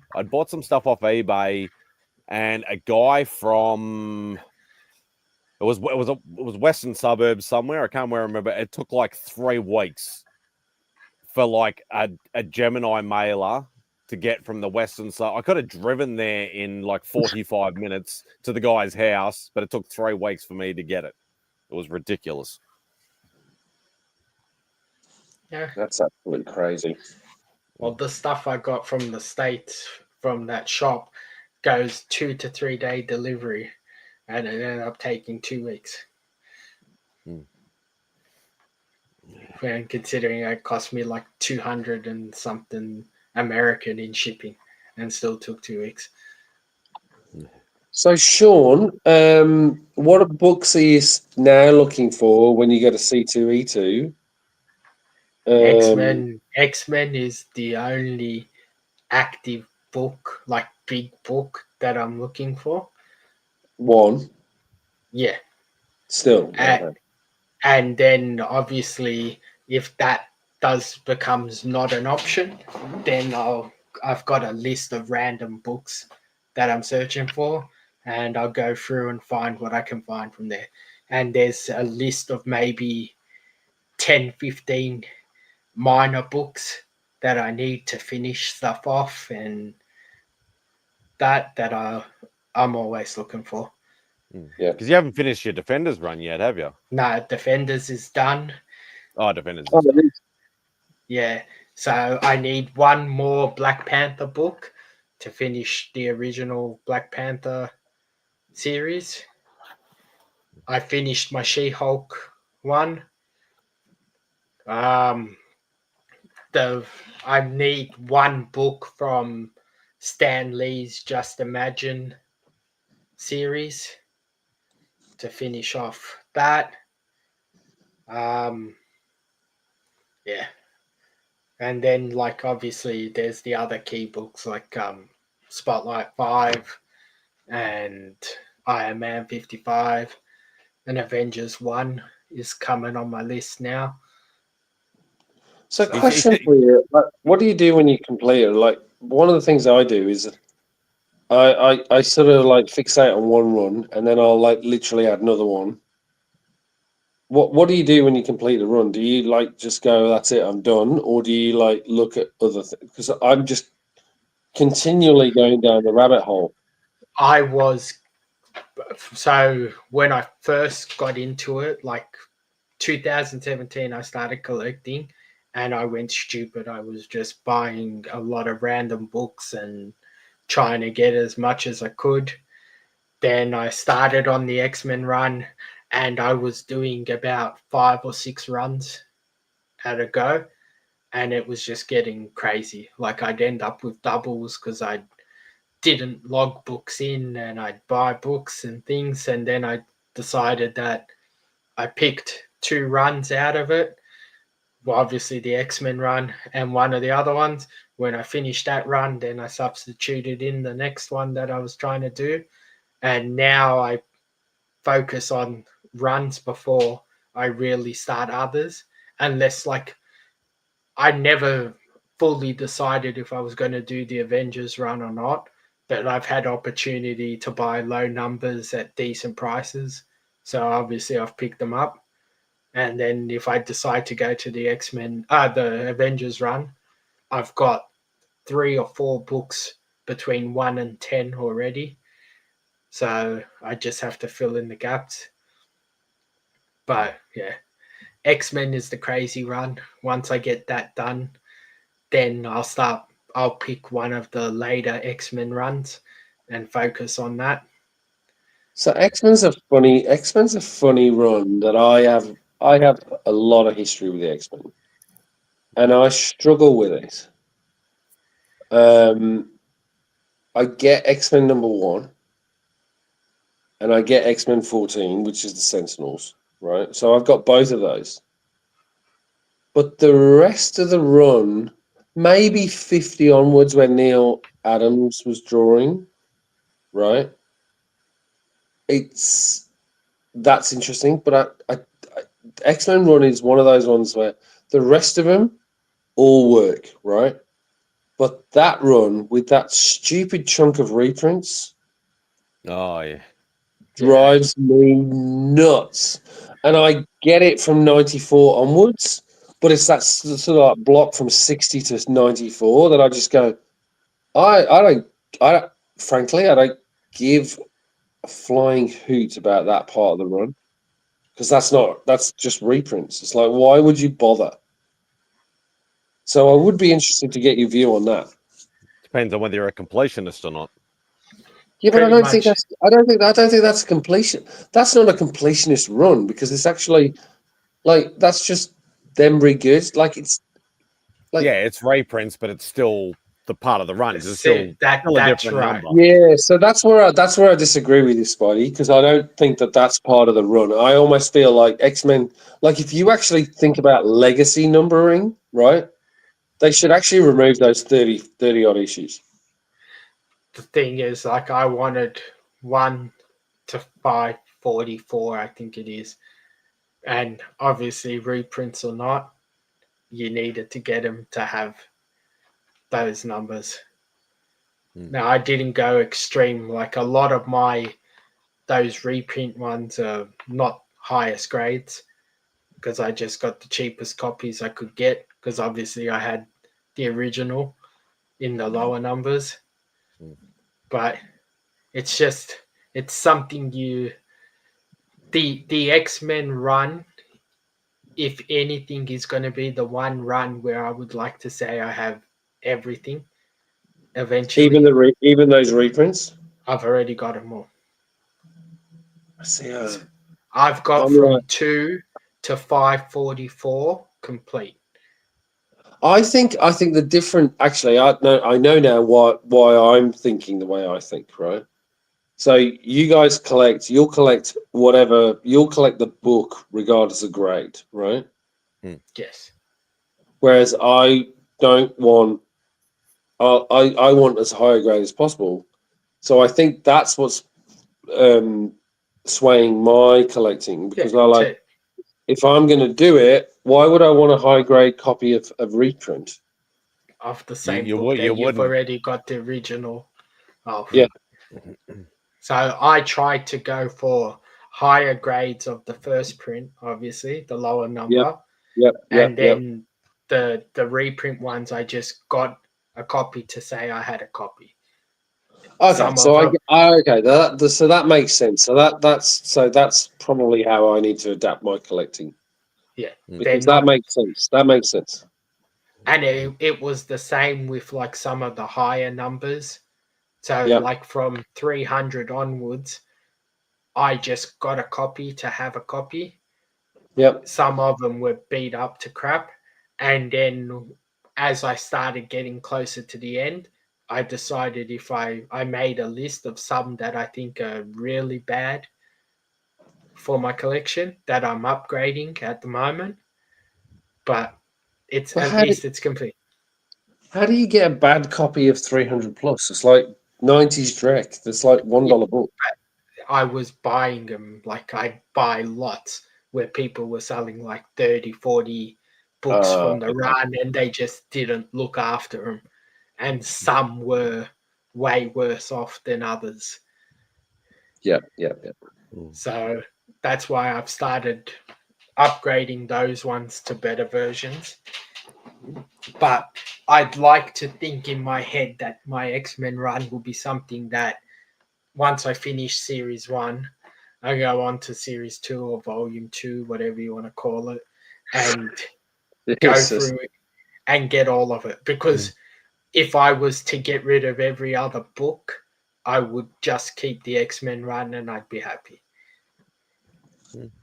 It's like X-Men run finishes for me at 280. Yeah. The minute Claremont steps off that title, I'm done. So I think you have more attachment to X-Men the books, whereas I just have attachment to X-Men the characters because the cartoon, and that was my gateway to it. No, I don't have. I actually don't have attachment to X-Men the books. I have an attachment to I think, to me, the X-Men and Chris Claremont are synonymous. Yeah, you can't have one without the other, right? Yeah. I think for story-wise and stuff like that, I would agree. But like every run from 280 onwards, you would say 90% of the books were crap. But there is the odd run of 4 or 5 books where they had a decent. Agreed. But that's the point. That's the point I'm trying to make, right? Like, it's like, sure, Chris Claremont had these moments where he was like pretty shit, right? But for the most part, there's not many runs in comic book history where you had a writer so consistent. Like, he literally ran from 94 through to 280, right? And didn't drop a beat. Like, that's... I'd like to... It's actually an interesting one, right? what is the longest run? It's probably no, even Spawn, right? Like Todd McFarlane hasn't written Spawn for that entire run, right? Has he, Spidey? No, No. no, he hasn't written it or even illustrated it for the whole entire run. Yeah, so that's the thing. Like, Been what's chipped the and changed. longest run by a creator? You'd probably, I'd suspect it probably is Claremont, right? Like, it'd be an interesting one to check out. Like, what's the longest time? Doesn't Jim Lee have a long run on something he did as well? I think DC book. Yeah, but I think artists, artists, I suppose it could be the same as writers. Like some have long runs, most of them. Artists generally change more though. Yeah, Yeah. they do. They move It's- books. Writers tend to stay. Actually, Dan Slott on the Hulk would have been a long. Not Dan Slott. Peter David would have been a long run on Yeah, the because Hulk. I'm not that sure. was what late mid 80s to early 90s for Peter David. Yep. Yeah. That would be an interesting one. I actually want to find that out. I'm Googling it now. Let's see what it says. It would be fascinating. I reckon Claremont's gonna be along in that.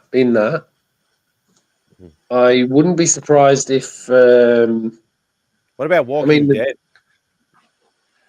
All right. Yeah. So but that's still not as many as X-Men, is it? 150? So you got George Perez at number 11 on Wonder Woman. Yep. So 62 books. Then number 10 is Grant Morrison on Batman. So, Really? but he did from 6 hit scattered numbers. So I don't know how they say it. Sting. Grant Number 9. Morrison on Ed Batman. Brubaker, Ed Brubaker on Captain America. So he did 1 to 50 of Captain America, and then he did Winter Soldier Kills, Captain America Reborn, Captain America Who the Shield, Captain America Volume 1, 600 to 628, Captain America Volume 6, 1 to 19. Yeah, but They're Sean, scattered. I know they're not continuous Yeah. runs. that's not a continuous run. I'm looking to see what. Yeah, he did. Let's see. So Mark Waid on the Flash did 67 books. Yep. Jack Kirby and Stan Lee on Fantastic Four did 1 to 101. Yep. That's one of the longest ones. Yeah. Yeah. That is continuous. And actually, you could argue that partnership probably did other books too, but probably not as long. But yes, that one. Mark Grunwald on Captain America. Captain America. Yep, He did from 307 to 422, so 115 books. Then he missed one book, so he didn't do 423, and then started again on 424 to 443. Yep. So 115 plus another 20, so 133 books. Yep. Peter David on the Hulk. Yeah, there it is. Yep, there you go. So he did 328, then missed 3 books, did 331 to 359, then You'd missed argue, one. You'd argue that's a continuous run, even though it's not like a full continuous run. But then, so from 328 to 467, he missed 3 books. Yep. Number 3 is Brian Michael Bendis on Ultimate Spider-Man. Oh yeah, I forgot about Bendis. From 1 to 160. Wow, that's actually impressive. Yeah, I forgot about that. Marv Wolfman on Teen Titans. Yeah, but it's not directly. He did he did Teen Titans 1 to 40, Tales of Teen Titans 41 to 58, Yep. and then he did Tales of Teen Titans 1 to number 4, the New Teen Titans Volume 2 1 to 49, and Scattered, so not a straight run. Yep. And number 1 is Chris Claremont Chris on Claremont, Uncanny from 94 to 279. 279, yeah, and then they yeah, and then he did, but he did longer than that because he actually came back. Oh, on this list it just shows 94 to 279. Yep, that's that's what I'm talking about, right? Like that is the sweet spot for the X-Men. Yeah. So, but yeah. So there's a few people that have done big, but no one is in the same realm as Chris Claremont.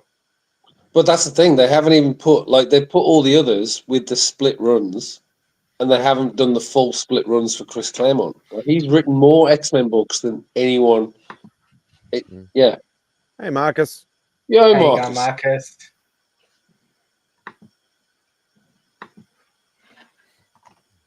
So, but Actually, you know what? It's given me an increased impetus to do 1 to 101 of Fantastic Four, because that's a good continuous run.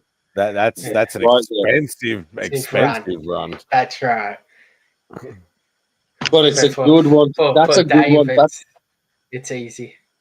That's a good one to chase because that's legendary. You know, number one, and number 5 are going to fuck you straight up because they're both like super expensive books. Let's not forget, I've got a Hulk 1 to trade for a Fantastic Four #1 if someone wants to do it. Dave will sell his ElfQuest books and he'd get on there. Actually, that is something that I need to try and cross off next year, is to get a sub 10 FF book. I think that's the only one I have left out of all the Silver Age Marvel books is a sub 10 FF book. I had a few opportunities this year to get some under 10 of Fantastic Four, and I didn't take any.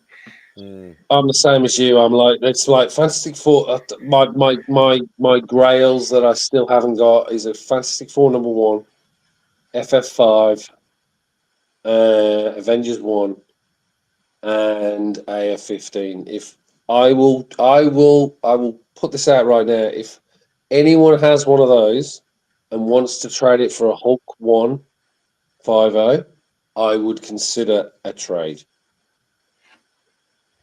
Yeah, I think you're I think talking you'd about probably this get- stuff on the wrong channel, dude. Yeah. I've only No, got but I'm 200 not- subscribers.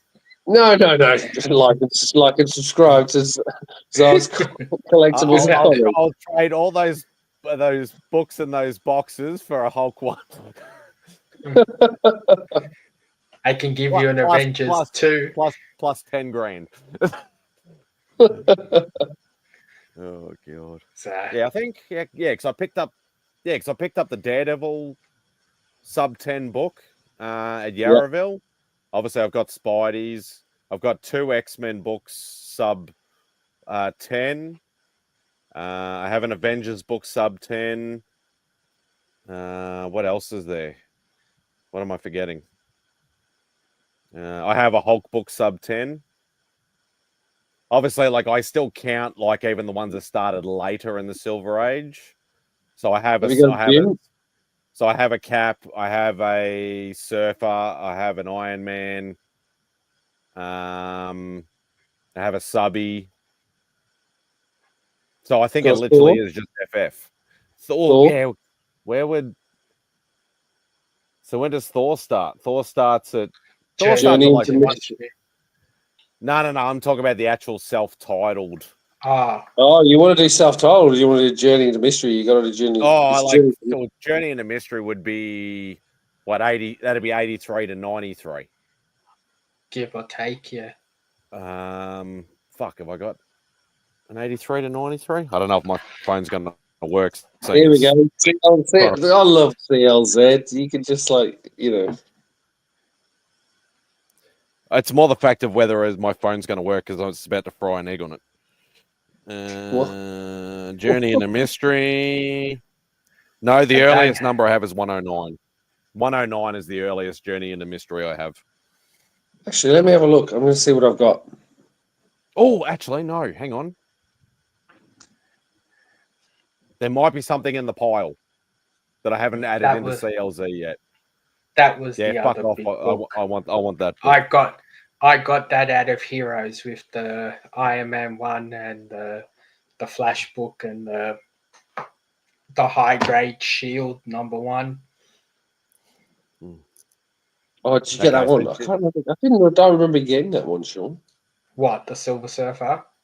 No, the Shield one. Yeah, it was one of the first books I bought when we started hunting in that last day. Oh. And I So was lucky enough FF. I got Thing to sign it and he didn't manhandle it. Yeah. Oh, you got Jim to. Oh, that's Yeah. not really Agents. That's Agents of Shield #1. That's not like the what is it? Tales of no, it's Strange not. Tales. Yeah, Strange yeah, Tales. Agent. Yeah. But I've got the first appearance of Shield. I've got that one, so that's good. That's good. which one's that? That's Strange. Strange Tales. Can't remember the number. I've got a fair amount of the Strange Tales too. Let's see what Strange Tales I have. Because the Agents of Shield and Strange Tales are probably one of the next series I'll try and get completed.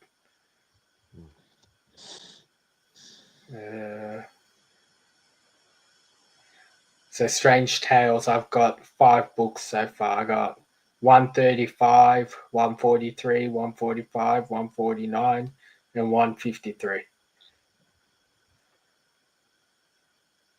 So I think that's not much of a run. I thought I had more, but I got what you call it from the second volume. Like the Yeah, I Nick think Fury that- book you're talking about. Yeah. I think Spidey, we're both missing Journey into Mystery. It's 90. Its first issue with Thor is 83 to 93. I don't have any of those. I still have a stack of books about this high that I still haven't scanned in yet. I think there might be a couple more journeys into there, but I still don't think it's that early though. I think they're still in the 100. I got Yeah, 118 and 119 in Journey into Mystery. Where's my Strange Tales run? I know I have So a few ironically, I've got a shit ton of. So I've got a 67, 75, and a 77, and then I jumped to 103.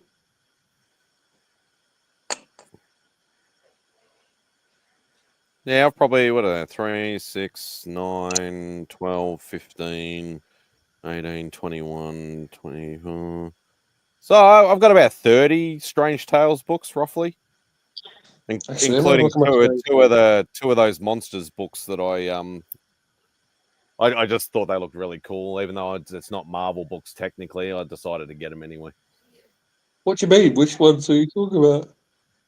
The Strange Tales 83 and 87. Oh, the early ones. Yeah, the monster books.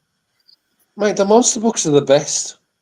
Yeah, I know, but I didn't want to try and dive. The only monster book before Marvel, the two that I really want, is I think it's Strange Tales 89. Yeah. Which is not a freaking easy book to get. That's First Fing Fang Foom. I'd love to get that book. And, Did you? Yeah, that's a good book. And I think it's not Strange Tales. I think Tales to Astonish 13. Yeah. First Groot.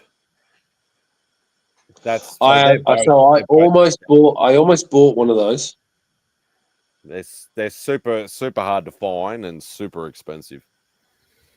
I was offered one once. What's his name?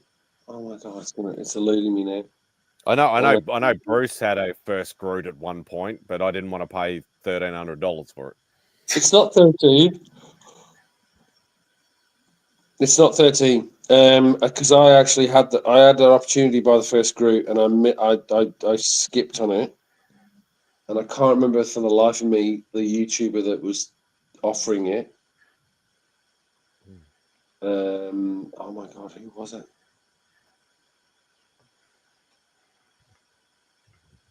Wasn't Brandon or something? No, it wasn't. It was one of those. He's got like 30,000 subscribers. Yeah. Not like Lunch Money or one of those guys. No, it's not Mike. No, Mike would seriously. If Mike got that, we'd all know about it. Like that, he's like, trust me, it's like that's such a big book. Mint Hunter or Yes, it was Mint Hunter. You're absolutely right. You've nailed it. There you go. Yeah, Mint Hunter had it. And he's been doing a lot of auction stuff lately. We were talking about it, and I was like, I'm in an R-ing. What did he want for it? Oh, I couldn't tell you. It wasn't like it was under at the time. It was under FMV, but I was just like he wasn't sure on it. Like here's my problem with Mint Hunter. I actually like his channel, but the problem is I've done his claim sales, and he grades books and then sells them, but his grading's not great. So he's an amateur, in other words. No, I don't know if he's an amateur. That's unfair. I think he overgrades, right?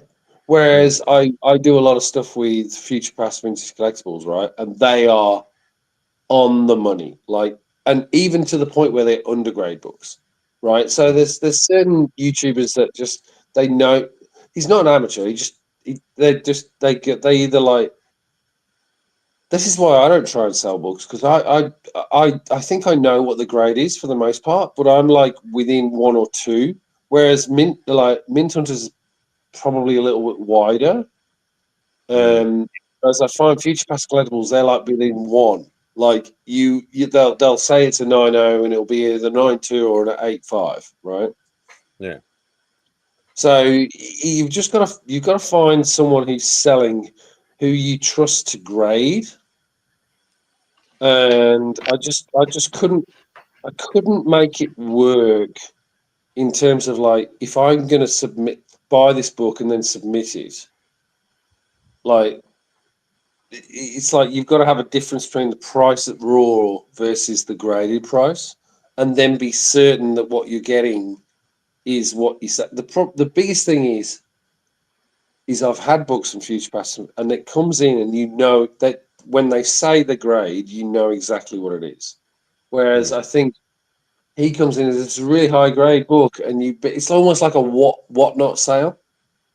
Yeah. You're not getting a proper like grade. You're getting like a general grade. And that's why I avoid doing all of those types of things. Yeah, whatnot is like I would never buy. Like the irony of it is, I want to go on the Future Past, because Future Past Vintage Collectibles just started doing whatnot, and I know how they work. So they grade every book, right? And so you go on whatnot, and it's for them. They actually told me we did a live video right together, and they actually said to me that what was happening, because I asked them about it. I said, like, are you still grading your books when you do whatnot? And they said, yes, we are. And apparently when they did the live show on whatnot, the amount of people that were going, why are you grading books? Right? This is really good. Like, it was like a completely different model, which I think is great for them, because if they can go on and they give you a consistent grade, and then you're bidding for books and you're seeing, like, you know what you're going to get. Just sounds like honesty is the best policy. Yeah, but It's actually Spidey. You should try them, right? Because they probably got a lot of the books that you like. I get a lot of the books that I end up picking up and then passing on to you through them. Yeah, but I don't do whatnot though. No, they do an Instagram one. Oh, okay. The I thing probably with don't even follow them. the thing with all of them as well is they do it at the worst times for us. Like sometimes I'll check my Instagram during the day, and at like 1 o'clock in the afternoon, there's a whole bunch of freaking live sale books going. You gotta be able to watch them and have the time to be able to get on as well. Mm. So Yeah, I wouldn't be able to. Holy shit! I didn't even see what the time was. yeah, it's getting I, late. I I need thought I to go to was sleep. I thought I was doing a quick stream Mm. and end up being 2.5 hours. Be good for my watch time. Yeah, There exactly. you go, mate. There you go. We always got to support everyone. Yeah. So, Exactly. Is anyone free on Sunday morning? Monday morning? Yeah. Well, I'll be on holidays. It'll be fucking hot, but I'll be on holidays. Do you want to jump on 7:30 and just? I was gonna do a C3 unboxing, but I'm probably not gonna. I'm gonna change it up. But I could do a. Have you got any C3 stuff you need to show? I still got to do a. I'm still got to do a live. But that's what I was saying before. I still need to do a live show for my unboxing of this freaking 20-kilogram box.